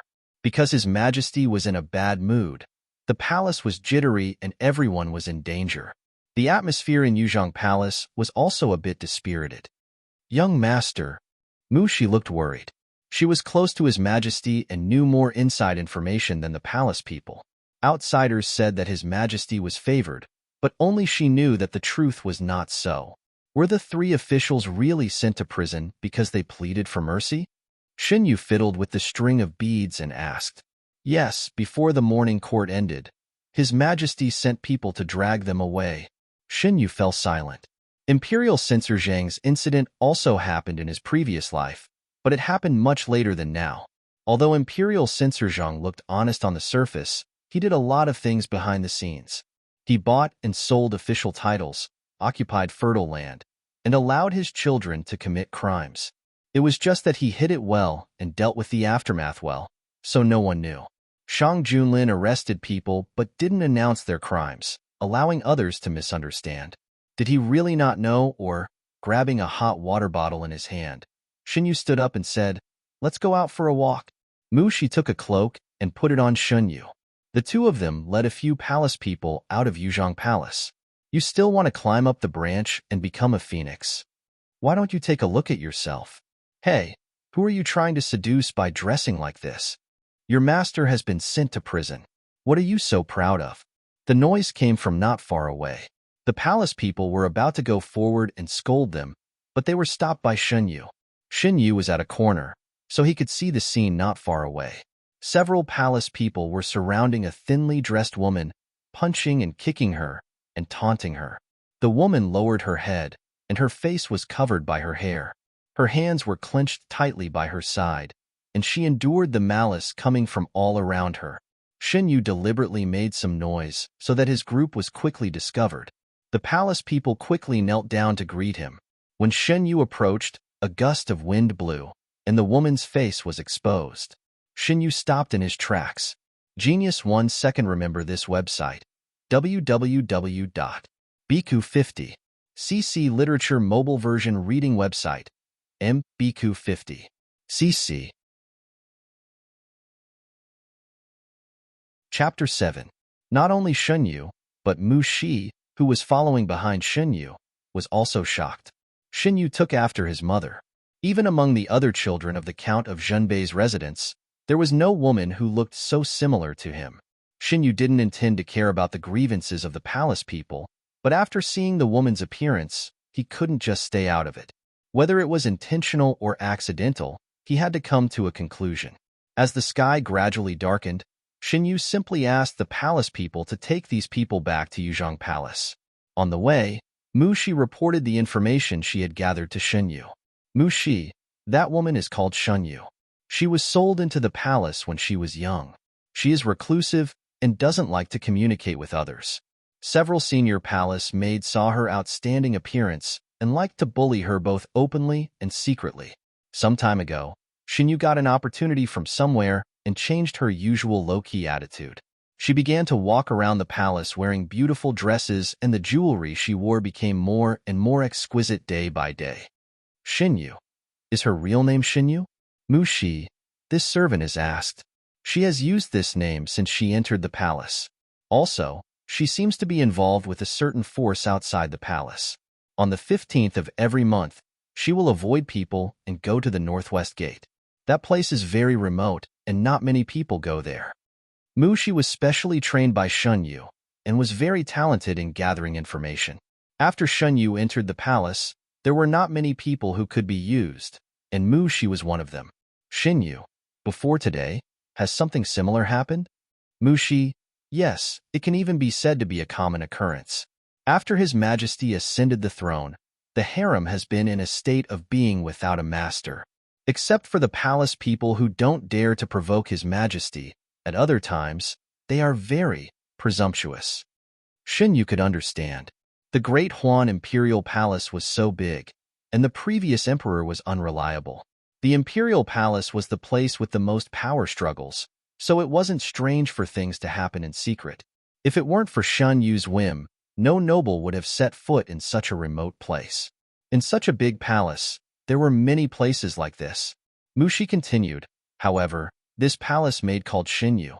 In the past, everyone only isolated her and didn't do anything to her. This time, I don't know what angered them, so they tricked her to a remote place to teach her a lesson. After returning to Yuzhong Palace, Xinyu basically understood what had happened. Speaking of which, this matter was related to Shang Junlin. Shang Junlin's bloody methods were not used much on the palace people. The palace people were afraid of him, but after a long time, it was inevitable that they would have some thoughts. At first, it was just small actions, but when they saw that no one cared, their actions became bigger and bigger. Now, they even dared to brazenly spread news outside the palace. In his previous life, there was a shocking and bloody incident in the imperial palace. Because the emperor was angry, half of the palace people were slaughtered, and blood flowed like a river. During that time, the entire imperial palace was soaked in the smell of blood, and the atmosphere in the capital was depressed for a long time. After this incident, more and more people recognized Shang Junlin as a tyrant. In his previous life, Xinyu returned to his fief with the king of Yu at this time, so he didn't know the actual situation in the capital. Now, it seemed that there was an inside story behind this massacre. Xinyu was half leaning on the chaise lounge. The palace people who were brought back, including that woman, were all kneeling in the main hall. No one dared to say anything. Everyone knew that the imperial palace welcomed a new master who was very favored by the emperor. However, this emperor's health was not good, so his range of activities was basically in Yuzhong Palace.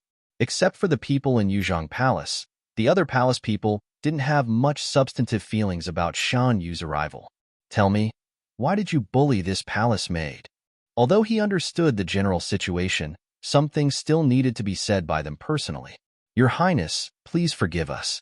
We servants just can't stand Shan Yu's behavior. She's clearly a palace maid, but not only does she not do her job seriously, she even appears in the places that His Majesty must pass by every day. Xinyu understood. This palace maid wanted to have a chance encounter with the emperor. It would be best if she could be favored by the emperor and be promoted from a palace maid to a master.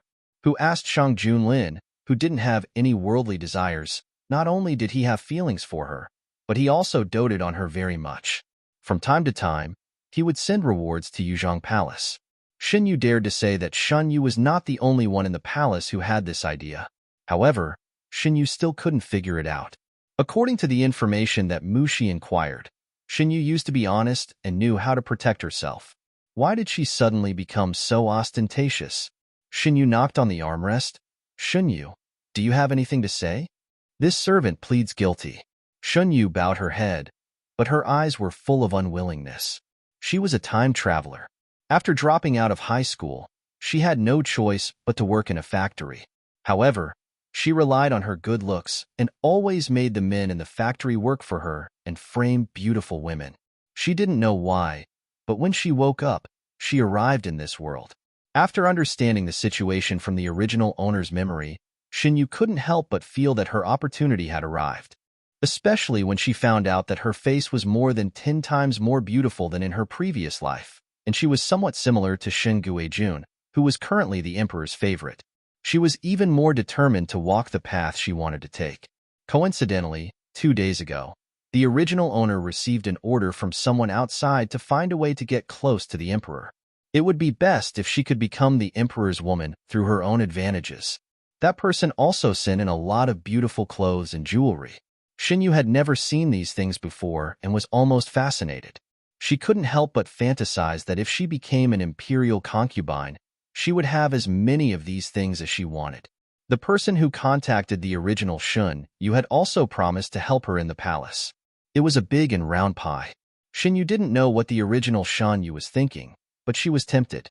Xinyu had also read a lot of time traveler novels. Connecting her own situation, she was more and more sure that she was the main character. Otherwise, which emperor would have an empty harem after a few years of ascension?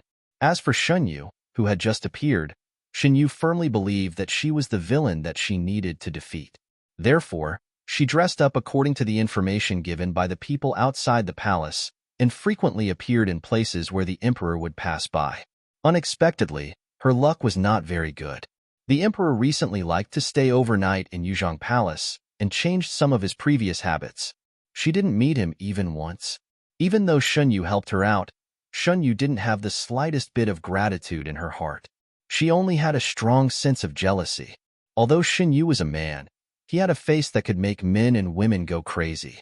Shunyu boasted that her face was beautiful enough, but compared to Shunyu, it was like a clumsy imitation. A man who looked like this, no wonder he was accepted into the harem by the emperor who didn't like beautiful women. No wonder he could be favored as soon as he entered the palace.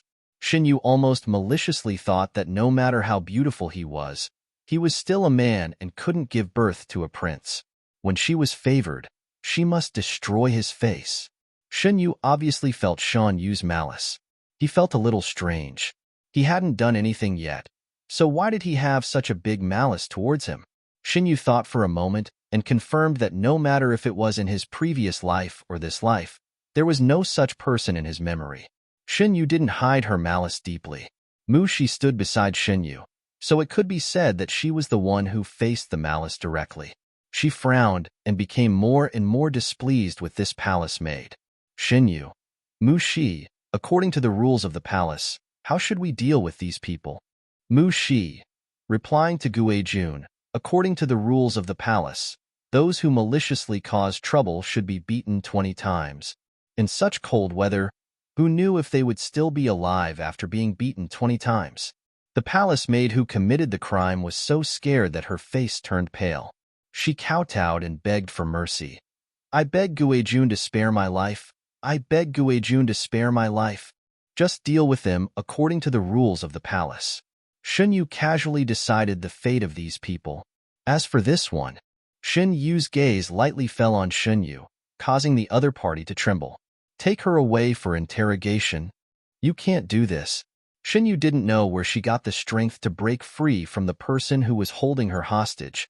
Even if you are Guejun, you can't restrict my freedom. Oh? Then tell me, what should I do? Shunyu raised his eyebrows. I didn't do anything wrong. You should let me go. How dare you? Who allowed you to be impudent in front of Guejun? 1 inch, what's the matter? A dignified and low voice sounded. The palace maids knelt down and saluted. Shunyu also stood up. The young emperor walked in with a cold aura. He looked around and raised his eyebrows slightly. What's going on? I'm dealing with a few disobedient palace maids. Is your majesty done? Because of what happened a few days ago, Shang Junlin was very busy during this period of time. He was almost drowned in all kinds of reports. Compared to those things, how can they be more important than you? Shang Junlin glanced at Eunuch Ming. Eunuch Ming immediately ordered people to clean up the main hall. The moment she saw Shang Junlin, Yu's eyes lit up. It turned out that this was the current emperor. He was more handsome than she had imagined and more in line with the image of the male lead in her mind. But before she could say anything, her mouth was covered and she was dragged out. Her male lead didn't even spare her a glance. Shang Junlin had good eyesight. With just one glance, he could see that the palace maid was similar to Shunyu in appearance. He also saw the ambition and covetousness in her eyes. Your Majesty, Shunyu finished explaining what had just happened and continued. There are many strange things about this palace maid. Her clothes, the accessories she wears, her words and actions. They don't seem like a palace maid who was sent to the palace when she was young. Shang Junlin, did you find anything? Shunyu, not at the moment, but this palace maid will regularly send news to the outside of the palace. It's just that we don't know who she is contacting. Shang Junlin, I will send someone to investigate. After the two finished their meal, a palace maid came to report that Shunyu was making a fuss about wanting to see the emperor. Shunyu and Shang Junlin looked at each other. Let's go and see. Shunyu was quite curious about what had happened to Shunyu. He had a faint guess in his heart that he needed to verify. Before he arrived, he heard Shunyu shouting, I have something very important to say to His Majesty. Go and invite His Majesty here. Shunyu deliberately fell behind Shang Junlin by 1 step and used his figure to block him. He wanted to listen to what Shunyu wanted to say. Seeing the emperor, Shen Yu calmed down and bowed politely. Your Majesty, this servant is willing to tell you the person behind this. I hope your Majesty will believe that this servant is on your Majesty's side. Then, in one breath, she said the plan of the person behind the scenes without any hesitation. The corner of Shen Yu's mouth twitched. He began to wonder if this person's brain was not very good. After speaking, Shen Yu looked at Shang Junlin expectantly. Suddenly, she saw Shen Yu behind Shang Junlin and said in surprise, "Why are you here?" Once Shen Yu walked out slowly and leaned on Shang Junlin. His Majesty can't bear to leave me. Naturally, he had to bring me here. You seem to be very unhappy to see me here? Genius 1 second. Remember this website. www.bq50cc Literature Mobile Version Website. mbq50cc. Chapter 8. How could Shen Yu be happy? She regarded Shen Yu as a strong enemy. Seeing Shen Yu being high above and her being reduced to a prisoner, her heart was extremely unbalanced. Her mood fluctuated too much, and her face more or less showed some clues. But now she was in a weak position, so she could only endure this. Biting her lower lip, she said weakly, "This servant didn't mean that." Seeing that her words didn't match her heart, Shen Yu didn't care. "You said that you have something important to report to His Majesty. His Majesty is already here. If you have something to say, just say it." Shen Yu was unwilling to say it in front of Shen Yu. She intended to use the original owner's secret to exchange for her future. With Shen Yu here, she didn't know how to obstruct her. This is a serious matter. Can His Majesty alone? Presumptuous. How can His Majesty's schedule be controlled by a guilty slave like you? Before Shen Yu finished speaking, the palace servant who was waiting on the side sternly scolded. Shen Yu was scared and trembled. She lowered her head and didn't dare to speak. After a while, she secretly raised her head and looked in the direction of the emperor. With just a glance, she almost broke her teeth. The young and handsome emperor was holding a gorgeously dressed young man in his arms and whispering to him. His face was completely different from when he was facing her. Jealousy and hatred welled up in her heart. Shen Yu spoke without thinking. "Let him out. Otherwise, I won't say it." Shen Yu's voice paused. She began to doubt the correctness of her guess. Was the person from that place so stupid? She didn't see Shen Qingran being so stupid. Shang Junlin's face became cold. According to his previous style, he would kill anyone who was suspicious. If Shen Yu hadn't hinted that there was something fishy about this woman, he wouldn't have come here.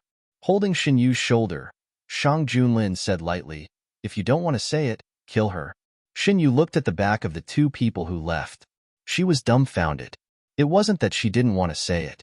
She just didn't want to lower her head in front of Shen Yu. A palace servant approached. Shen Yu hurriedly said, "Your Majesty, Your Majesty, I'll talk. Don't kill me one at this moment." Shen Yu started to panic. She finally realized what kind of place she had transmigrated to. This was the imperial palace. She was facing the emperor, who was above everyone else. She was just a palace maid, while her opponent was the ruler of a country who held the power of life and death. Fear welled up in Shen Yu's heart. Only then did he realize how bold his actions were. "Your Majesty, don't you want to listen?" Shen Yu asked in a low voice when he felt the force on his shoulder. Shang Junlin was uninterested. "Meng Chang will report the results. If you want to know, you can just read the report." Shen Yu thought about it and agreed. Besides, it was inconvenient for him to ask the question that he wanted to verify in front of so many people. The two of them left together. This time, Shen Yu was very obedient. He answered all the questions that were asked, and it didn't take long for him to reveal all the information that the original owner knew. "Your Majesty, can you spare Shen Yu's life?" After returning to the palace, Shen Yu took off his cloak and asked. Shang Junlin also changed into his regular clothes with the help of the palace servants. "What? Are you interested?" Shen Yu touched his face. "I'm just curious. How can there be someone in the imperial palace who looks like me?" This reason was irrefutable. Shang Junlin knew about Shen Yu's background. He nodded. "As you wish. Your Majesty is so kind." Shen Yu looked at Shang Junlin with smiling eyes. Her eyes seemed to be filled with stars. Xin Yu often said this sentence. For some reason, Shang Junlin wanted to touch those starry eyes. He suppressed the sudden desire and said, "Rest." Imperial physician Gu was specially allowed by Shang Junlin to nurse Shan Yu's body. Every other morning, he would come to Yuzhong Palace to check Shan Yu's pulse. After checking Shan Yu's pulse as usual, Imperial physician Gu asked about Shan Yu's recent condition. Xin Yu answered all of his questions. When he was about to leave, Xin Yu called him. Imperial physician Gu, what can I do for you? I just want to tell Imperial physician Gu that I have always been a domineering person. Since Imperial physician Gu wants to nurse my body with peace of mind, you can postpone other work. Imperial physician Gu paused and looked at the young man who was half leaning against the bed. The young man was dressed in red, and his skin was as white as snow, like a red plum blooming wantonly in the snow. When he spoke, his expression was indifferent, as if he did not realize how overboard his words were to a doctor. Imperial physician Gu subconsciously wanted to refuse, but he was interrupted by Xin Yu. Imperial physician Gu, just do as I say. I won't harm my benefactor. Meeting the other party's meaningful gaze, Imperial physician Gu swallowed the words he wanted to say and bowed respectfully. I will obey. After Imperial physician Gu left, some palace servants were puzzled. Why did you do this? You are ruining your reputation. Xin Yu smiled but didn't say anything. He just wanted to repay the kindness of his previous life. Moreover, Imperial physician Gu was a good person to get along with. Without the gentle and polite Imperial physician Gu, who would nurse his body, Imperial physician Gu's medical skills were indeed outstanding. After taking a few medicines, Xin Yu felt much better this winter than before. The situation in the court was getting more and more tense. After 3 ministers were sent to prison, no one dared to plead for Imperial physician Zhang. However, this didn't mean that they agreed with the emperor's decision. Undercurrents were surging under the calm surface. All forces were ready to make a move. The emperor sat high up in the imperial court and had a panoramic view of everything. Xin Yu more or less heard some news. Combined with the memories of his previous life, he could roughly guess what would happen next. Some people stretched their hands too far and thought that their actions were flawless. However, they didn't know that there was a pair of eyes recording their actions. Imperial physician Zhang was the first to bear the brunt. However, he was just a bait used by several forces in the game. Shang Junlin caught him at lightning speed and caught the other side by surprise. No one knew who the real winner would be. Xin Yu thought about it.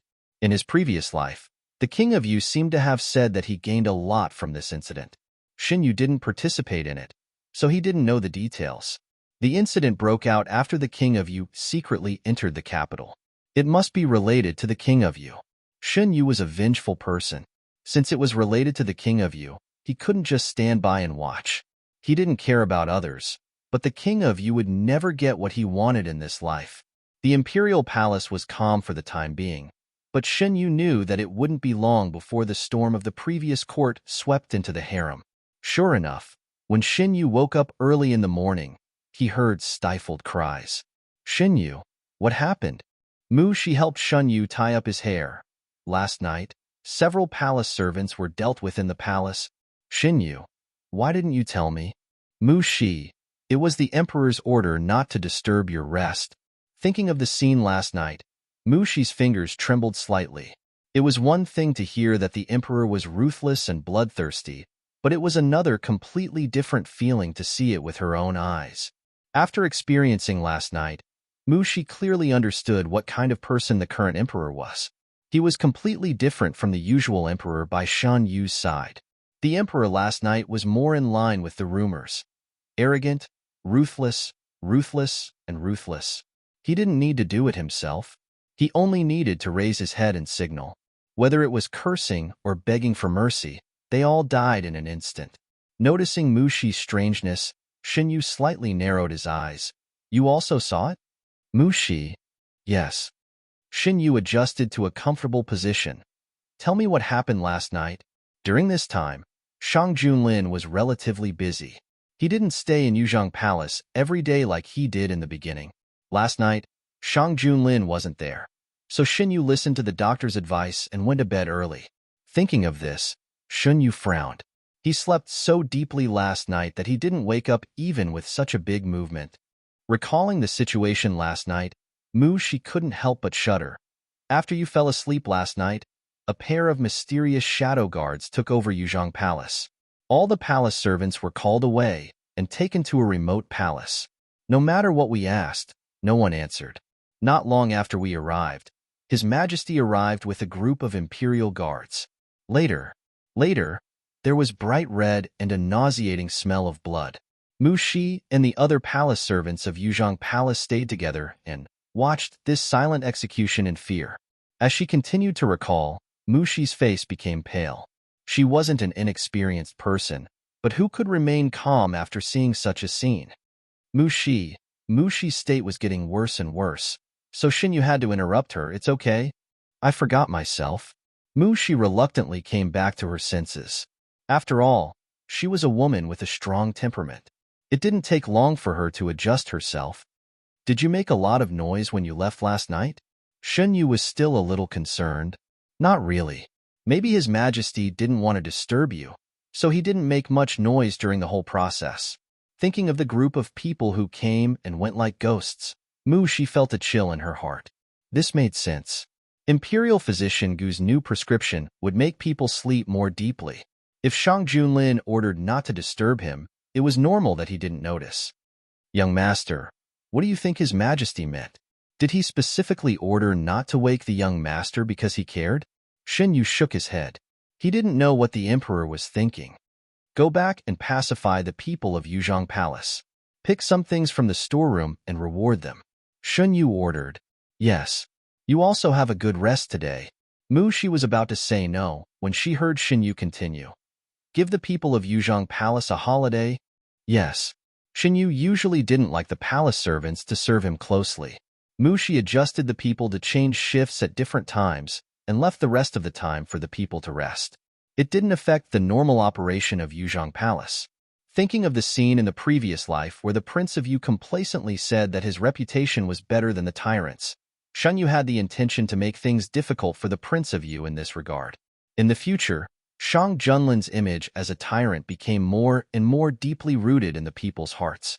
It was inseparable from the wanton slandering of the Prince of Yu and others. Some people didn't even look at themselves when they slandered others. How could they do better than the other party? After dealing with the court affairs, Shang Junlin hesitated for a moment and still came to Yuzhong Palace. Eunuch Ming followed behind the emperor and said in surprise, Isn't it too quiet? Compared to the past, Yuzhong Palace seemed to be empty all of a sudden. They almost didn't meet many palace servants along the way. The bedchamber was dark. The people brought by Shang Junlin came forward to light the candles, and the palace regained its light. What happened? Shang Junlin looked at the young man sitting at the table who didn't get up to greet him. Where are the servants in the palace? I saw that they were all distracted, so I let them rest. Xinyu still didn't get up. His eyes stayed on the mirror in front of him. As for why they were distracted, Xinyu didn't need to say it. Everyone present could guess it. Eunuch Ming didn't expect that His Majesty would encounter such a thing as soon as he finished his official business and came to Yuzhong Palace. Cold sweat broke out on his forehead. He secretly said, My little ancestor, even if you are dissatisfied with His Majesty's way of doing things, you shouldn't give His Majesty a hard time. Shang Junlin walked a few steps to Xinyu, pinched his chin, turned Xinyu's head to face him, and asked coldly, Are you complaining about me? Genius 1 second. Remember this website, www.bq50. CC Literature Mobile Version Reading URL, mbq50. CC. Chapter 9. This time, it wasn't just the palace servants who were stunned. Shang Junlin, who was standing close to Xinyu, could feel that Xinyu really didn't have a trace of fear. Xinyu was trembling, but it wasn't because of fear. Instead, it was as if he had encountered something of interest and was extremely excited. The hand that was pinching Xinyu's chin unconsciously loosened. Xinyu shook his head and complained in a low voice, You're hurting me. Shang Junlin couldn't help but look at the place where he had just pinched. It was already faintly stained with a layer of crimson. Delicate. Unexpectedly, Shen Yu saw a faint sense of loss in the man's eyes. A trace of interest flashed through his eyes. He got up and slowly approached Shang Junlin. He leaned close to Shang Junlin's ear and said in a voice that only the two of them could hear, "Your Majesty, are you feeling guilty?" Shang Junlin grabbed Shen Yu's shoulder and stopped him from getting closer. He scolded in a low voice, "Shen Yu, you're overstepping your boundaries. Your Majesty, please forgive me." Shen Yu stood up straight and bowed politely. For some reason, Shang Junlin felt a trace of disappointment when he saw Shen Yu like this. He concealed the strange feeling in his heart. He held Shen Yu's hand and led him to the bed to sit down. "Are you really angry with me?" "Shen Yu, Your Majesty, do you want to hear the truth or a lie?" "Shang Junlin, I don't like people who lie." "Shen Yu, the truth is, I'm not angry." Shang Junlin didn't believe him. "Your behavior today doesn't seem like you're not angry." "Well, in fact, I was a little angry at first." Shen Yu stretched out his hand and used his thumb and index finger to make a small distance, just a little bit. "But now I'm not angry anymore." Shang Junlin turned Shen Yu's head. This time, he paid attention to his strength and didn't hurt Shen Yu. He stared into Shen Yu's eyes as if he wanted to see through his thoughts. "Really? How would I have the guts to lie to your Majesty?" Shen Yu asked curiously. "Why doesn't your Majesty want me to know?" "It's not a big deal to begin with." Shang Junlin turned his head away to avoid Shen Yu's focused gaze. "The imperial physician said that your body needs to rest. This kind of thing isn't worth bothering you about." So it turned out to be for his body. Shen Yu was stunned, and then a warm current surged in his heart.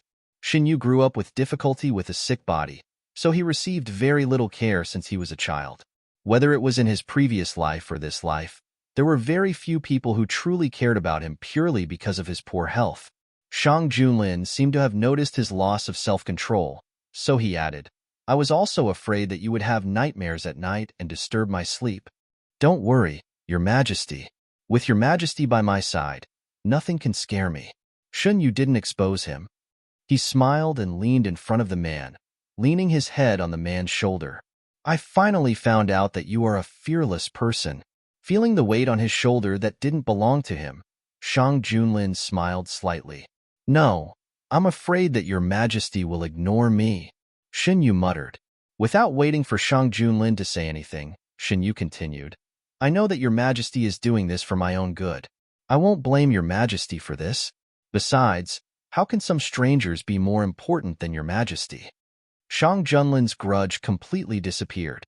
He pointed his index finger at Shen Yu's forehead and took the initiative to mention, "That palace maid's confession came out. Do you want to take a look?" Shen Yu nodded slightly.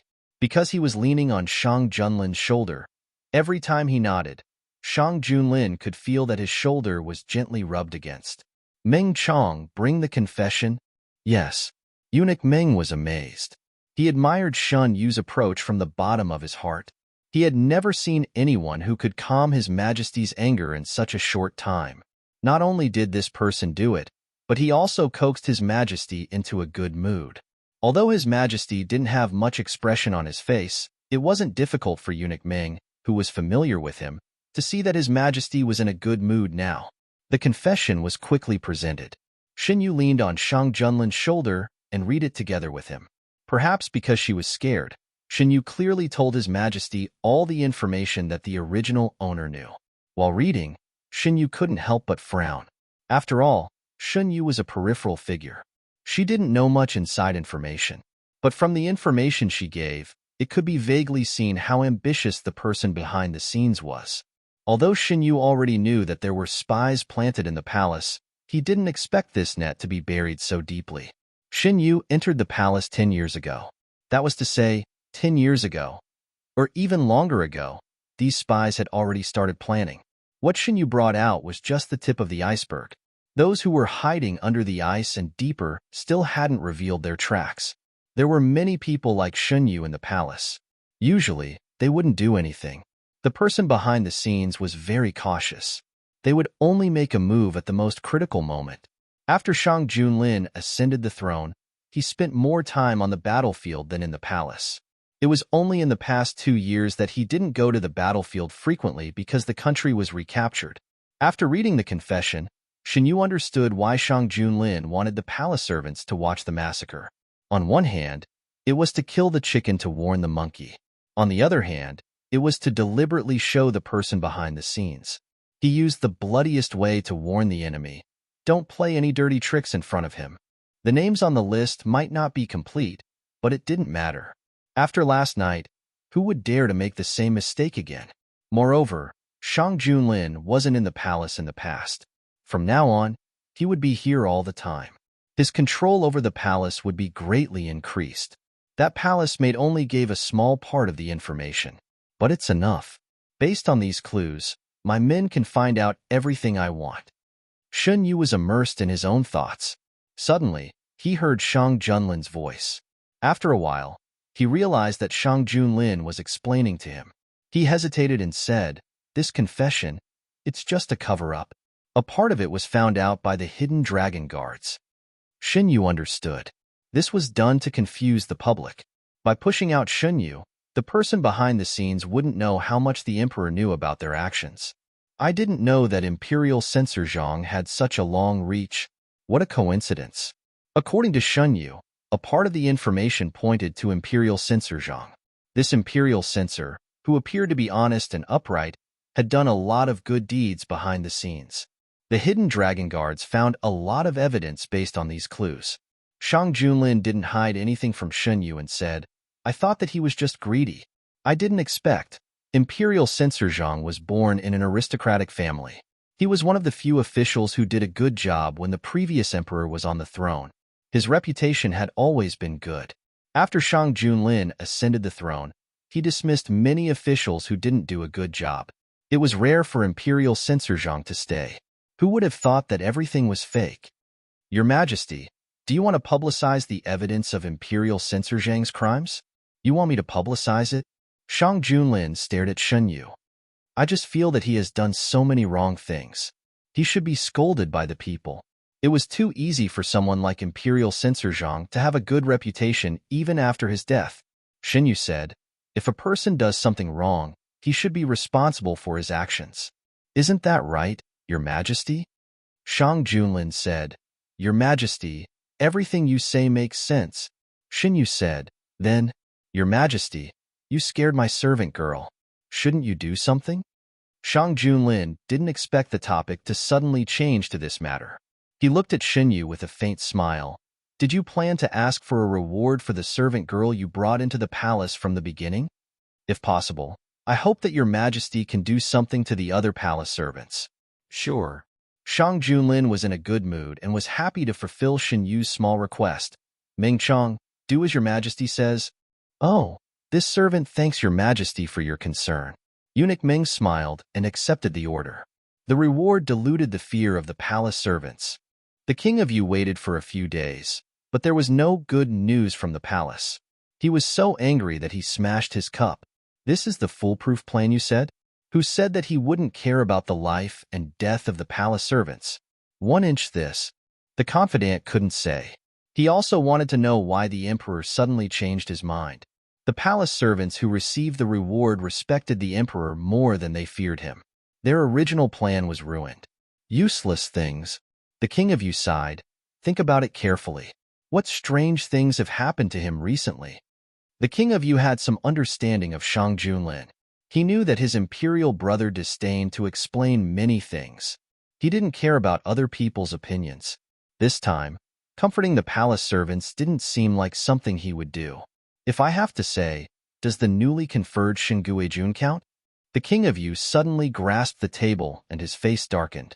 When he mentioned Yu, he thought of the fact that he was treated as that person's substitute. However, other people didn't know. I heard that Shinguejun is very favored. The incident happened in the harem. It's very likely that it has something to do with this person. Don't talk about it. The king of Yu wanted to vomit, but he couldn't show it. It was very uncomfortable, but now, there were more important things to do. We'll talk about this later. Think about how to save young Master He. He didn't forget the most important thing for him to hide his identity and come to the capital. Yu didn't care about what the king of Yu would do.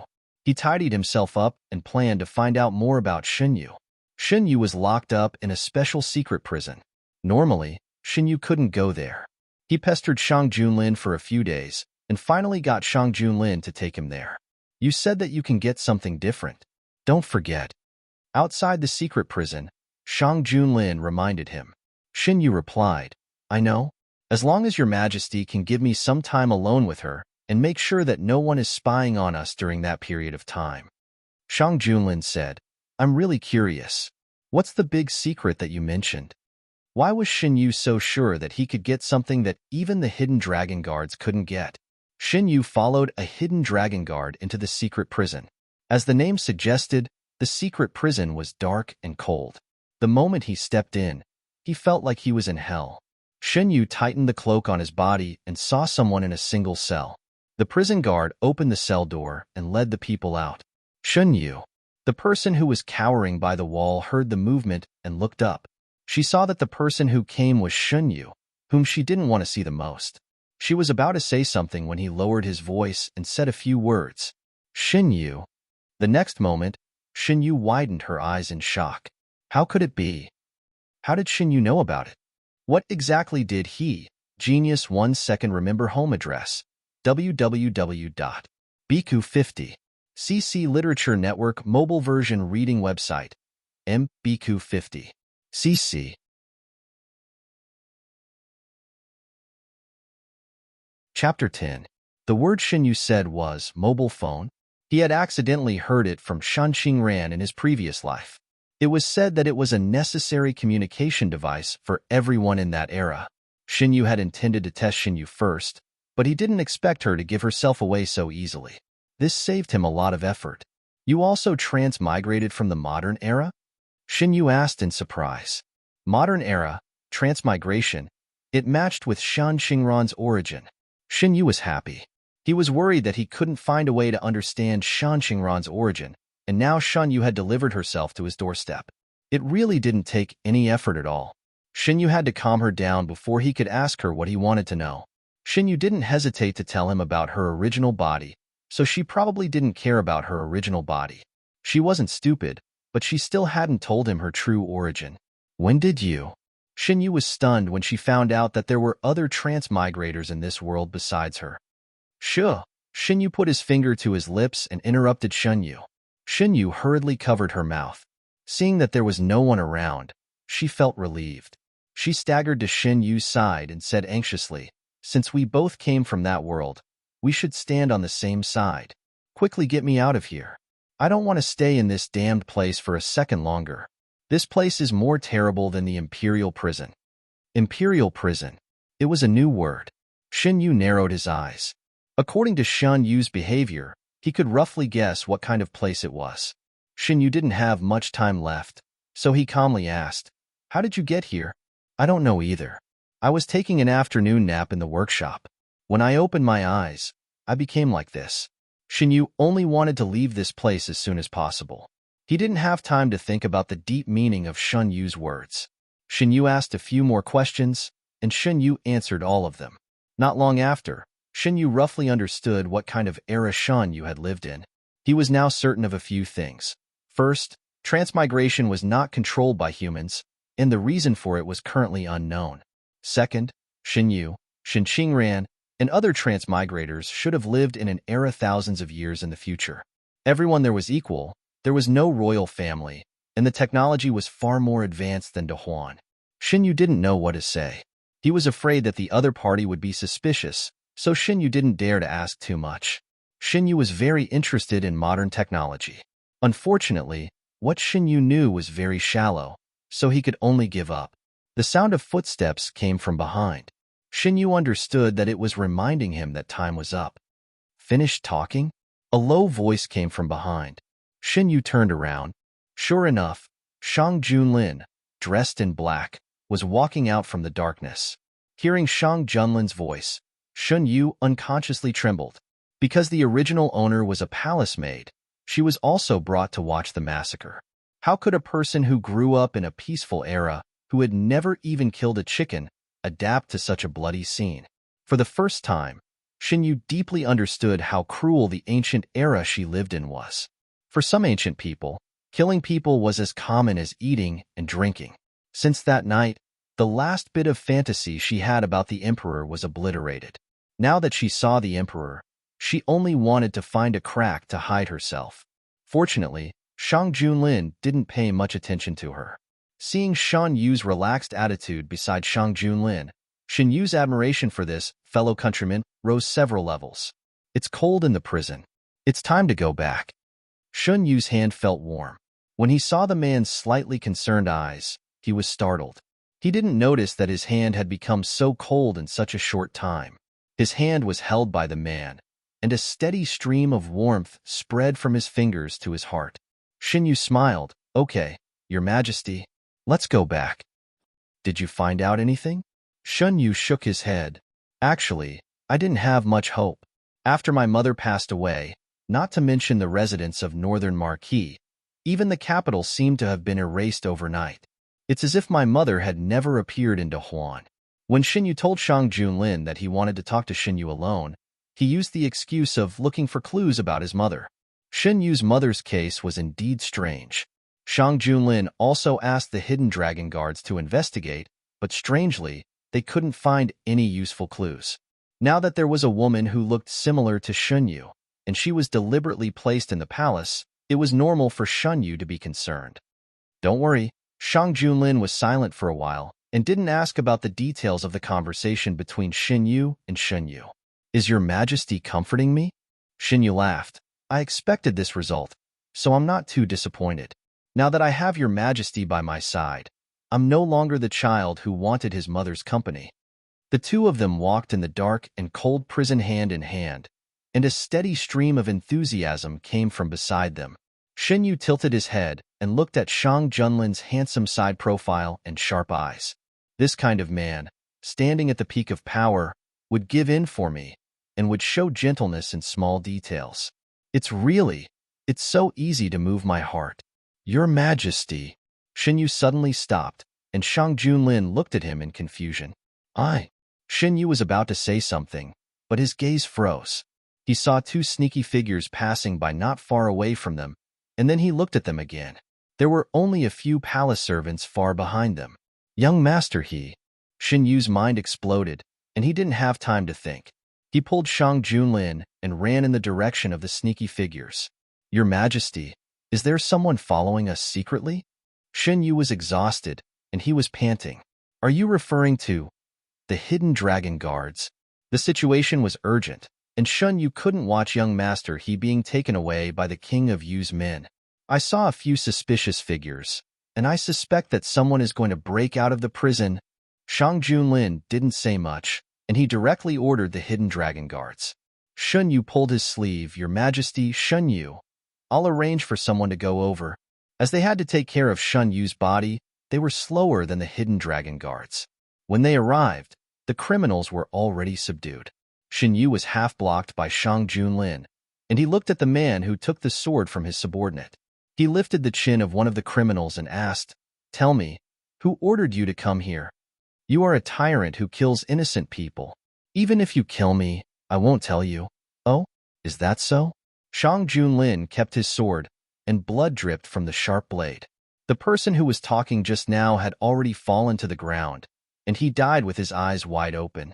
The prison guard who was bribed and the other two prisoners were scared out of their wits. They didn't expect Shang Junlin to suddenly appear in the prison, and they also didn't expect Shang Junlin to kill them so quickly. Xinyu smelled the strong smell of blood, and he popped his head out from behind Shang Junlin. Other than the one who was lying in a pool of blood, there were 3 other prisoners in the prison. 2 of them were dressed as prison guards, and their heads were lowered. The last one was dressed in a prisoner's uniform, and he was curled up against the wall. His hair covered his face, and his face couldn't be seen clearly. Xinyu poked Shang Junlin, but there was no response. He coughed. Your Majesty, let's send someone to check on the prisoners. No. One of the prison guards said subconsciously, but he suddenly realized something and his face turned pale. Unfortunately, no one would listen to him. As soon as Shan Yu finished speaking, the hidden dragon guards walked to young Master He's under Shang Junlin's instructions. They ignored young Master He's struggle and rudely removed the hair on young Master He's face. When Shang Junlin saw young Master He's face, He squinted his eyes, and a terrifying aura exploded from his body. That was not the real young Master He. No matter how similar the body shape was, it couldn't hide the fact that he wasn't young Master He. It seems that I have been too lenient on all of you. The prison guards who rushed over after receiving the news heard what Shang Junlin said. Their legs turned to jelly, and they all knelt down. Your Majesty, please forgive us for our negligence. Shang Junlin didn't even look at them. He walked to the prison guard who had been silent all this while, and pointed his sword at his neck. Raise your head. The prison guard didn't move. Shang Junlin exerted some force, and the tip of the sword slowly pierced into the skin of the prison guard's neck. Blood slowly seeped out. The prison guard panicked. He could feel the murderous aura from Shang Junlin. If he didn't raise his head, he would die regardless of whether he was young Master He or not. Xin Yu was still standing at a safe spot with 2 hidden dragon guards beside him. He saw the prison guard slowly raise his head, and he saw an old face. It wasn't young Master He. Shang Junlin didn't kill a second prison guard. He threw his sword away and wiped his hands with a handkerchief that his subordinate passed to him. He said coldly, "Go and investigate." The moment Xin Yu realized that something was wrong, the hidden dragon guards had already taken control of the prison. Not long after, someone brought in a young man who was completely paralyzed. He was also dressed as a prison guard, and after he was thrown back into the prison, he kept trembling. Xin Yu sized up this young Master He, who would bring about a bloodbath in the future. He was still very young and could be considered handsome. However, his complexion was too pale, which damaged his beauty. After young Master He was found, Shang Junlin didn't want to stay any longer. He directly changed the guards of the prison. Xin Yu didn't care about what happened to the previous guards. He was sent back to Yuzhang Palace by Shang Junlin, and there were a few hidden dragon guards following him in the dark. Xin Yu knew that his actions today were too rash. It was normal for Shang Junlin to be on guard against him. Young Master He was secretly imprisoned, and he shouldn't know about this now. After entering the palace, Shun Yu had been thinking about how to tell Shang Junlin that someone wanted to secretly kidnap young Master He. However, before he could find a reason, he was sent to the prison because of Shun Yu. He also happened to bump into the prison guard who was about to break out. He didn't know if Shang Junlin would believe him if he explained it this way. That group of people's movements were too secretive. First, they bribed the jailer in the secret prison and secretly replaced the real young Master He. They also arranged enough people outside to receive them. If Xin Yu hadn't coaxed Shang Junlin to come to the secret prison, this group of people might have taken the real young Master He out without anyone knowing. A day later, Xin Yu did not wait for Shang Junlin to condemn him. His movements were not restricted, and he did not feel like he was being watched at all times. Rather than saying that those people were here to monitor him, it was better to say that they were here to protect his safety. Your Majesty has arrived. Shun Yu suddenly stood up. His movement was so big that he knocked over the teacup on the table. Why are you in such a hurry? Shang Junlin saw Shun Yu holding the teacup in a hurry as soon as he came in. I was just thinking about your Majesty, and now your Majesty is here. Doesn't this mean that your Majesty and I have telepathy? Shun Yu was flustered for a moment, and he quickly adjusted himself. Genius 1 second. Remember this website, www.bq50. CC Literature Mobile Version Website, MBQ50. CC.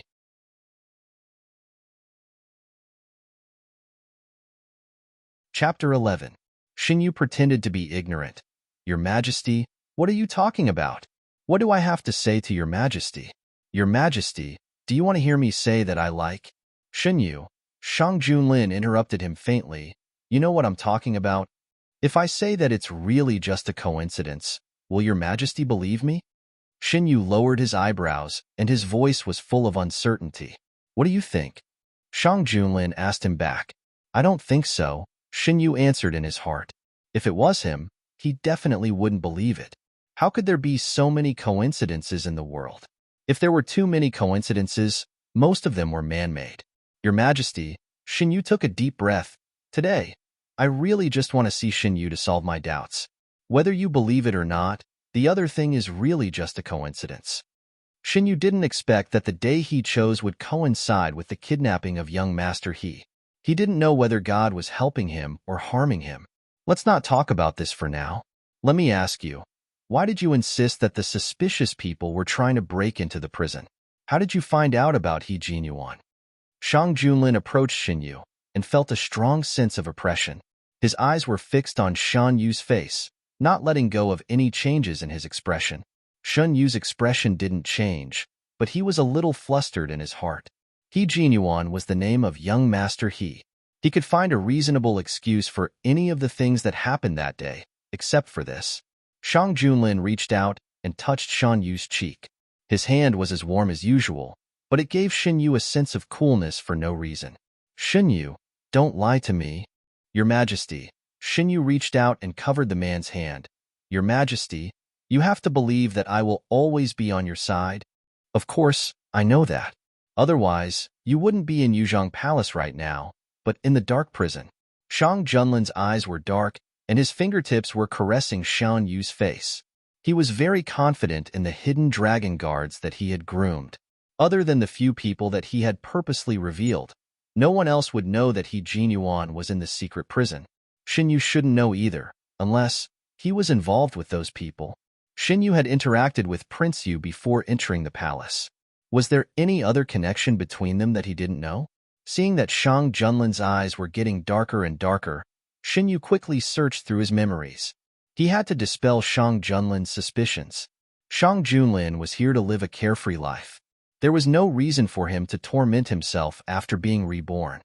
Your Majesty, before I entered the palace, I happened to hear someone talk about the secret prison and the exchange of prisoners. It was said by someone who looked similar to Your Majesty in front of his subordinates. At that time, I only heard it once. That day, when I met a sneaky person in the secret prison, I suddenly remembered this matter and my mouth was faster than my brain. Shen Yu reflected on it after the incident. The result was that he was too impulsive at that time. At that time, he only thought that he couldn't let Prince Yu's people take He Jinyuan away. He didn't expect that a young master from an aristocratic family who stayed in the palace all year round due to illness shouldn't be so sensitive. I know what I'm saying is unbelievable, but that's the truth. Everything is a coincidence that couldn't be more coincidental. Your Majesty, you chose to ask me alone because you couldn't find any traces of human activity. That's right. I didn't find anything. Shang Junlin didn't mind picking a fight with Shen Yu and said, You better pray that I will never find anything. I didn't do anything. Your Majesty can investigate as you wish. Feeling that the atmosphere had eased, Shen Yu turned his head and rubbed the hand on his face. Your Majesty, please don't scare me in the future. I'm timid and can't stand being scared. I think you are very brave. The skin under his hand was warmed and felt better than the best warm jade. Under Shen Yu's bright and innocent eyes, Shang Junlin took back his hand and calmly rubbed his index finger with his thumb. Next, do you want to ask for compensation from me? His noble son was very delicate and didn't want to be wronged at all. Shang Junlin remembered that a favorite concubine of the late emperor had raised a cat that was sent from a foreign country. That cat was beautiful and noble, and its eyes were clear, just like Shen Yu. Your Majesty really knows me, but this time, I don't want any reward. Your Majesty, please tell me the follow-up and satisfy my curiosity. Shen Yu knew that in front of a person like Shang Junlin, the more open his attitude was, the better. Aren't you afraid that I will continue to suspect you? Shang Junlin was surprised. Your Majesty, do you mean that you don't suspect me now? Shen Yu asked back. Shang Junlin lifted Shen Yu's chin and looked at his face. Sometimes, I really don't know if I should say that you are smart, or that you have a big heart. I must be smart. How can a stupid person stand next to Your Majesty? Shen Yu didn't hesitate. Your Majesty is always right. Shang Junlin let go of Shen Yu's face and walked to the edge of the couch. Come here. Don't you want to hear the follow-up? Shen Yu obediently walked to Shang Junlin and sat down. I ordered people to investigate, but only a few people were found. The person behind the scenes was too cautious. He didn't show himself from beginning to end. Every order was passed down through several middlemen. The incident with young Master He happened in secret. The court didn't hear anything about it. Shang Junlin ordered people to pay close attention to the movements of several ministers, but they still didn't find anything. The person behind the scenes wanted to push the blame to several ministers who were already in prison. My people were busy for a few days, but all the clues were suddenly cut off midway. That person was sure that your majesty wouldn't say anything. Why don't your majesty bring the matter to the surface? The two chatted for a while. Shang Junlin never treated Xinyu as a bird in a golden cage. Occasionally, Xinyu would ask about the previous court, and he would chat with him. Although they didn't talk much, it wasn't difficult to feel Xinyu's sensitivity to the court. It was really stupid of Count Jinbei to send such a son into the palace. During the morning court, Shang Junlin changed his usual behavior and announced that someone had broken out of prison. However, he didn't tell the details of the people who had been kidnapped. The ministers thought that it was Imperial Censor Zhang and the others who had been kidnapped. It was true that they wanted to save Imperial Censor Zhang and the others, but they didn't want to break out of prison. The current Shang Junlin wasn't tyrannical enough to make the ministers angry. What they wanted to know was how Imperial Censor Zhang had offended the emperor. Leave this matter to Official Fong. In half a month, I want a satisfactory answer. Official Fong respectfully bowed. Yes, your majesty. Ignoring the minister's surprise, Shang Junlin assigned a few more assistants to Official Fong. If there's nothing else, you may leave. After giving the order, Shang Junlin planned to leave. Your Majesty, the Minister of Right stood up. Your Majesty's birthday is coming soon. Will everything be as usual this year? Everyone suddenly realized that it was almost His Majesty's birthday. In previous years, preparations would have started at this time. However, there were too many things happening this year, and it was almost neglected. Shang Junlin, who was about to nod, thought of something and stopped himself. This matter can be discussed with Shan Guijun.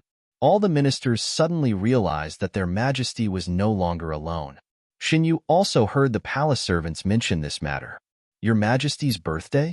Xinyu asked while trimming the plum blossoms in the vase. Yes, Your Majesty's birthday is in half a month. Every year at this time, the palace will hold a birthday banquet. This year, Your Majesty has entered the palace. It will definitely be more lively than in previous years. The palace servants liked Xunyu very much. Especially after the previous incident, their good impression of him had skyrocketed. Your Majesty, Official Lu of the Ministry of Rights requests an audience. A palace servant came in to report. Why did the Official Lu of the Ministry of Rights come to see me? Although he was puzzled, Xinyu still asked the palace servant to invite him in. The Official Lu of the Ministry of Rights himself was also very puzzled. Although Xinyu was also a man, Xinyu was the emperor's man after all. It was not good for him to see him as a man. He also told the emperor about his concerns after the court, but the emperor still asked him to come directly. Without any other choice, the Official Lu of the Ministry of Rights had to come. This minister greets Your Majesty.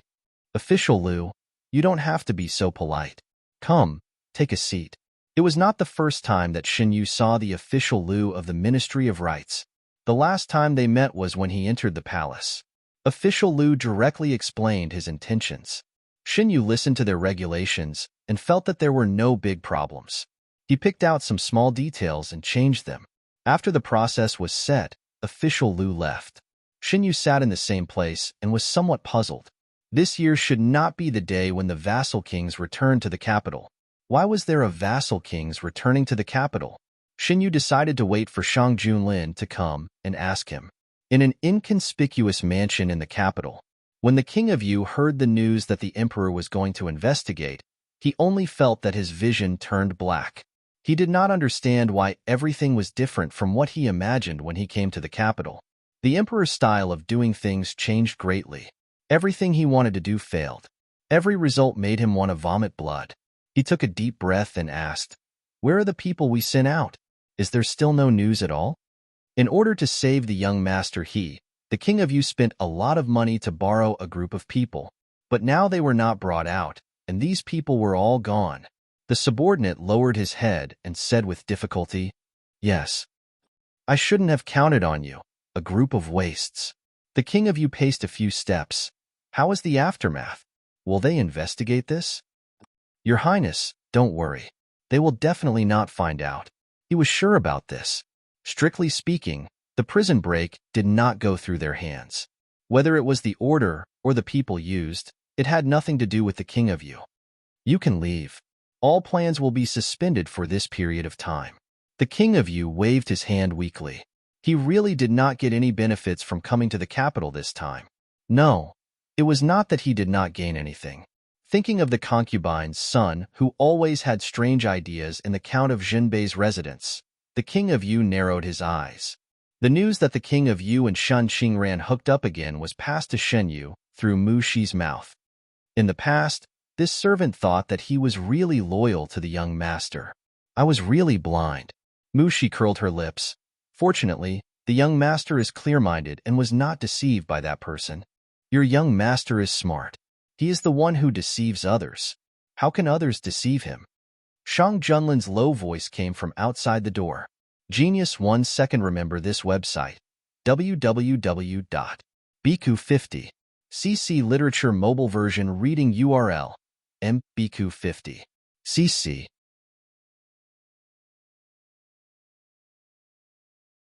Chapter 12. Mu Shi didn't expect that Shang Junlin would come at this time. When he came in, he didn't let anyone inform him. Shang Junlin usually came to Yuzhong Palace at a fixed time, usually in the evening or at night. Because of this, Mu Shi usually chose to talk to Shen Yu in the morning. Even after entering the palace, Shen Yu didn't forget to let people keep an eye on the Count of Jinbei's residence. The focus of attention was naturally Shan Qingran, the protagonist of the original novel. Every once in a while, there would be news from outside the palace. He didn't expect that the Prince of Yu and Shan Qingran had hooked up so early. It was even earlier than what Shen Yu saw in the novel. Was it because of his withdrawal? Well, at this time in his previous life, Shan Qingran had already entered the palace. The progress of their relationship could only be stagnant. Shang Junlin had already entered the room. Shen Yu didn't want to think too much. He quickly gathered his thoughts and got up to greet him. Is your Majesty done with your work today? Shang Junlin was very diligent in government affairs. He spent most of his time on official business every day. Sometimes, he even brought memorials to Yuzhong Palace. If I didn't come at this time, I wouldn't have heard your little servant girl say such interesting things. Shang Junlin didn't answer Shan Yu's question. His hawk-like eyes fell on Mu Shi. Tell me, who bullied our prince? Your Majesty, please forgive me. Mu Shi knelt down with a plop and kept her head lowered. His Majesty is curious. It doesn't matter if you say it. At most, your master will be made fun of. Shen Yu didn't care. Mu Shi couldn't help but look at Shen Yu. She was surprised to find that there was no panic on Shen Yu's face. It seemed that asking her to say it wasn't a big deal. Shen Yu really didn't mind that Shang Junlin knew about this. The relationship between him and Shang Junlin was not a normal relationship between an emperor and an imperial concubine. Even if Mu Shi tried her best to hide it, Shang Junlin might have already found out about it. Let me say it. Your Majesty, please don't make fun of me. Shen Yu sighed and walked to Shang Junlin's side.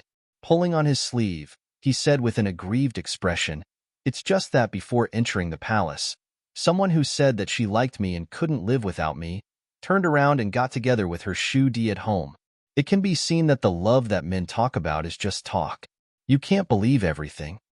Oh? Shang Junlin took the opportunity to grab Shen Yu's waist and pull her close to him. He lowered his head and said intimately, Then, is Guijun sad? The man's voice was full of affection, with an indescribable meaning. Shen Yu's skin on the side of her neck turned a light pink under the man's hot breath. Her jade-like skin was dyed red, and the man's eyes darkened. His voice became low and hoarse. Zhen will help Guijun vent his anger, okay? The atmosphere suddenly became ambiguous, and the arm around her waist tightened. Shen Yu looked at the man's dark eyes, and her heart tightened. The warm sunlight came in through the open window, and half of it fell on the two of them. Shen Yu felt that the arm around her waist was much hotter than the sunlight, as if it was going to burn. Your Majesty. Shen Yu turned her head to avoid the man's gaze. You're hurting me. Shang Junlin looked at him for a while and let go of his arm. Guijun is so delicate. What will happen in the future? His meaningful words successfully made the young man's cheeks blush, especially his earlobe, like a plump fruit that was tempting to be picked. Shang Junlin's fingers moved slightly, wanting to touch the young man's red earlobe. Away from the man's heat, Shen Yu slowly calmed down. If Shang Junlin was not still here, he would have rubbed his face. Mu Shi, you can leave first. Shen Yu glanced at the maid kneeling at the side and coughed softly. Mu Shi bowed her head and left. Shang Junlin came in alone. After Mu Shi left, only Shang Junlin and Shen Yu were left in the room. Shen Yu poured a cup of tea for himself. After drinking it, he felt that it was inappropriate. So he poured another cup. Your Majesty, do you want some? Shang Junlin took the cup and drank it. Gue Jun, do you really not want Zhen to vent your anger for you? Shen Yu looked up at the man and was stunned. The man's face did not have any joking expression, and he was asking him very seriously. Your Majesty, I don't care about what happened before I entered the palace. What's more, how can other people compare to Your Majesty? With Your Majesty here, what other people do has nothing to do with me. Shen Yu rubbed the teacup and said lightly, but if Your Majesty can make them suffer, I'm very happy to see it.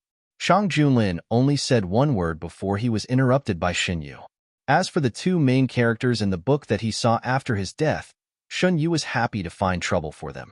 The situation in the imperial court changed rapidly. Fang Jun was a humble official promoted by Shang Junlin after he ascended the throne. He enforced the law impartially and was very talented in investigating cases. He was one of Shang Junlin's direct subordinates and held a position in the Supreme Court. His current position was not high. After Shang Junlin ascended the throne, he began to cultivate his power in the imperial court on a large scale, so there were not many people he could use. The more he investigated, the more Fang Jun felt that this case was not simple. He originally wanted to investigate the person who planned to break the prison, but he did not expect that what he found was evidence of Imperial Censor Zhang's corruption and perversion of the law. One after another, it was a ghastly sight. He finally understood why Imperial Censor Zhang was suddenly imprisoned. The people who helped him with the case looked at the evidence in silence. Not long ago, they felt that Imperial Censor Zhang was unjustly punished. Now, those memories were like slaps to their faces. Their faces hurt. Fang Jun these things were hot in their hands. Most importantly, they did not know the Emperor's attitude. Did the Emperor know what Imperial Censor Zhang did?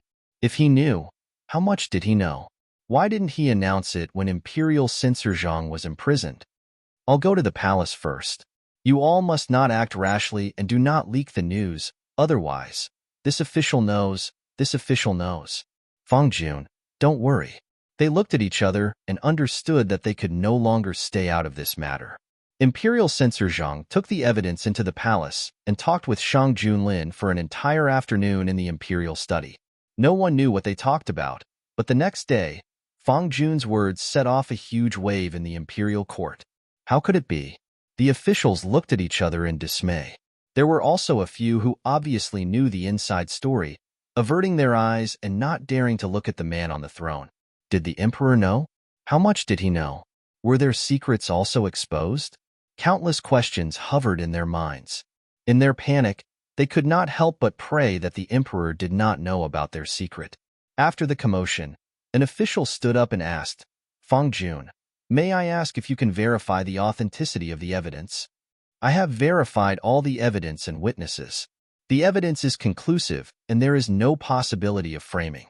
Fang Jun knew what they were puzzled about. When he first received the evidence, he also had the same doubts. After confirming that there was no mistake, he dared to enter the palace to meet the Emperor. The discussion in the hall grew louder. No one would have thought that Fang Jun's investigation of the prison break would lead to such a huge discovery. So, the Emperor had thrown Censor Zhang into prison without any explanation. Was it because he knew about this? Or was it a blind cat that hit a dead mouse? Are you done discussing? An emotionless voice came from the throne. The officials suddenly quieted down. The hall was so quiet that a pin drop could be heard. Shang Junlin's gaze casually swept across the officials. A few of the weaker ones almost knelt down. With one hand supporting his chin, Shang Junlin said coldly, Fang Jun, tell me everything you found out. Fang Jun cupped his hands and said loudly, Guilty official Zhang Yuhua, in the 17th year of Qingping, seized 2,000 mu of fertile land. In the 21st year of Qingping, in the large hall, only Fang Jun's voice could be heard. It took almost half an hour to finish reading all the evidence. In the silence, Shang Junlin's cold voice sounded. Is there anyone else pleading for imperial censor, Zhang? No one dared to answer. A few days ago, they were all kneeling here and begging the emperor to release imperial censor Zhang. What was the result? It was all a waste of their sincerity. An old official trembled as he stood up. Your Majesty, was this the reason why the guilty official Zhang was arrested? Shang Junlin, what do you think, Elder Chun? Elder Chun, this official was too biased. Shang Junlin, Fang Jun, I will entrust Imperial Censor Zhang's case to you. Do not disappoint me. Fang Jun, this official accepts the order. I will not disappoint your Majesty. The morning court session ended with complicated feelings. Imperial Censor Zhang's case also spread throughout the capital. Those who were crying out for Imperial Censor Zhang were all dumbfounded. There were also a small number of people who refused to believe it. However, with the evidence, they had no choice but to believe it. The news also spread throughout the palace. I already said that your Majesty would not kill innocent people. Imperial Censor Zhang's arrest was indeed his own fault. Yes, who would have thought that Imperial Censor Zhang, who has always been fair and incorruptible, would secretly be a person who preys on the common people. Outside, there are rumors about how cruel your Majesty is. But think about it carefully. We have been in the palace for so many years, but we have never seen your Majesty casually find a reason to punish us. That's right. And those people who were killed last time, didn't they explain later that they were colluding with foreign officials and secretly spreading news from the palace to outside the palace? If you ask me, those people deserve to die.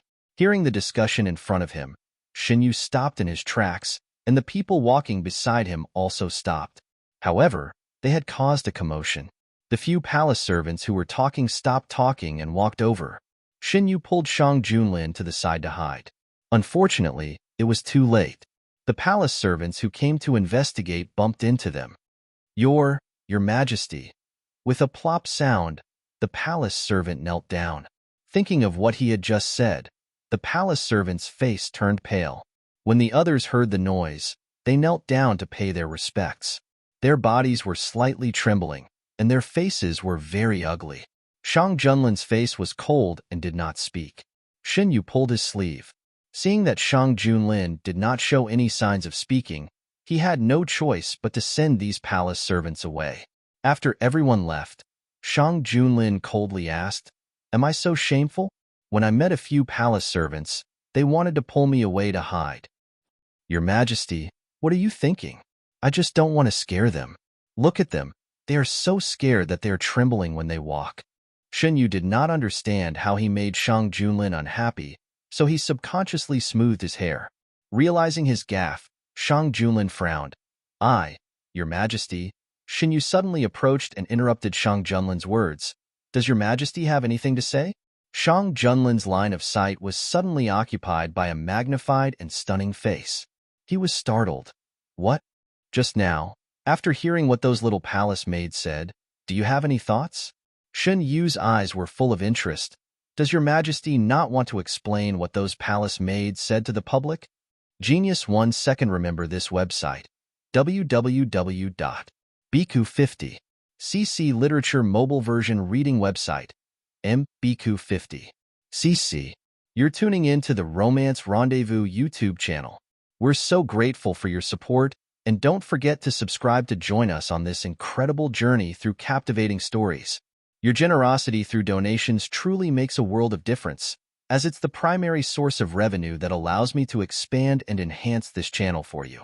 Thank you from the bottom of my heart for being a part of this adventure.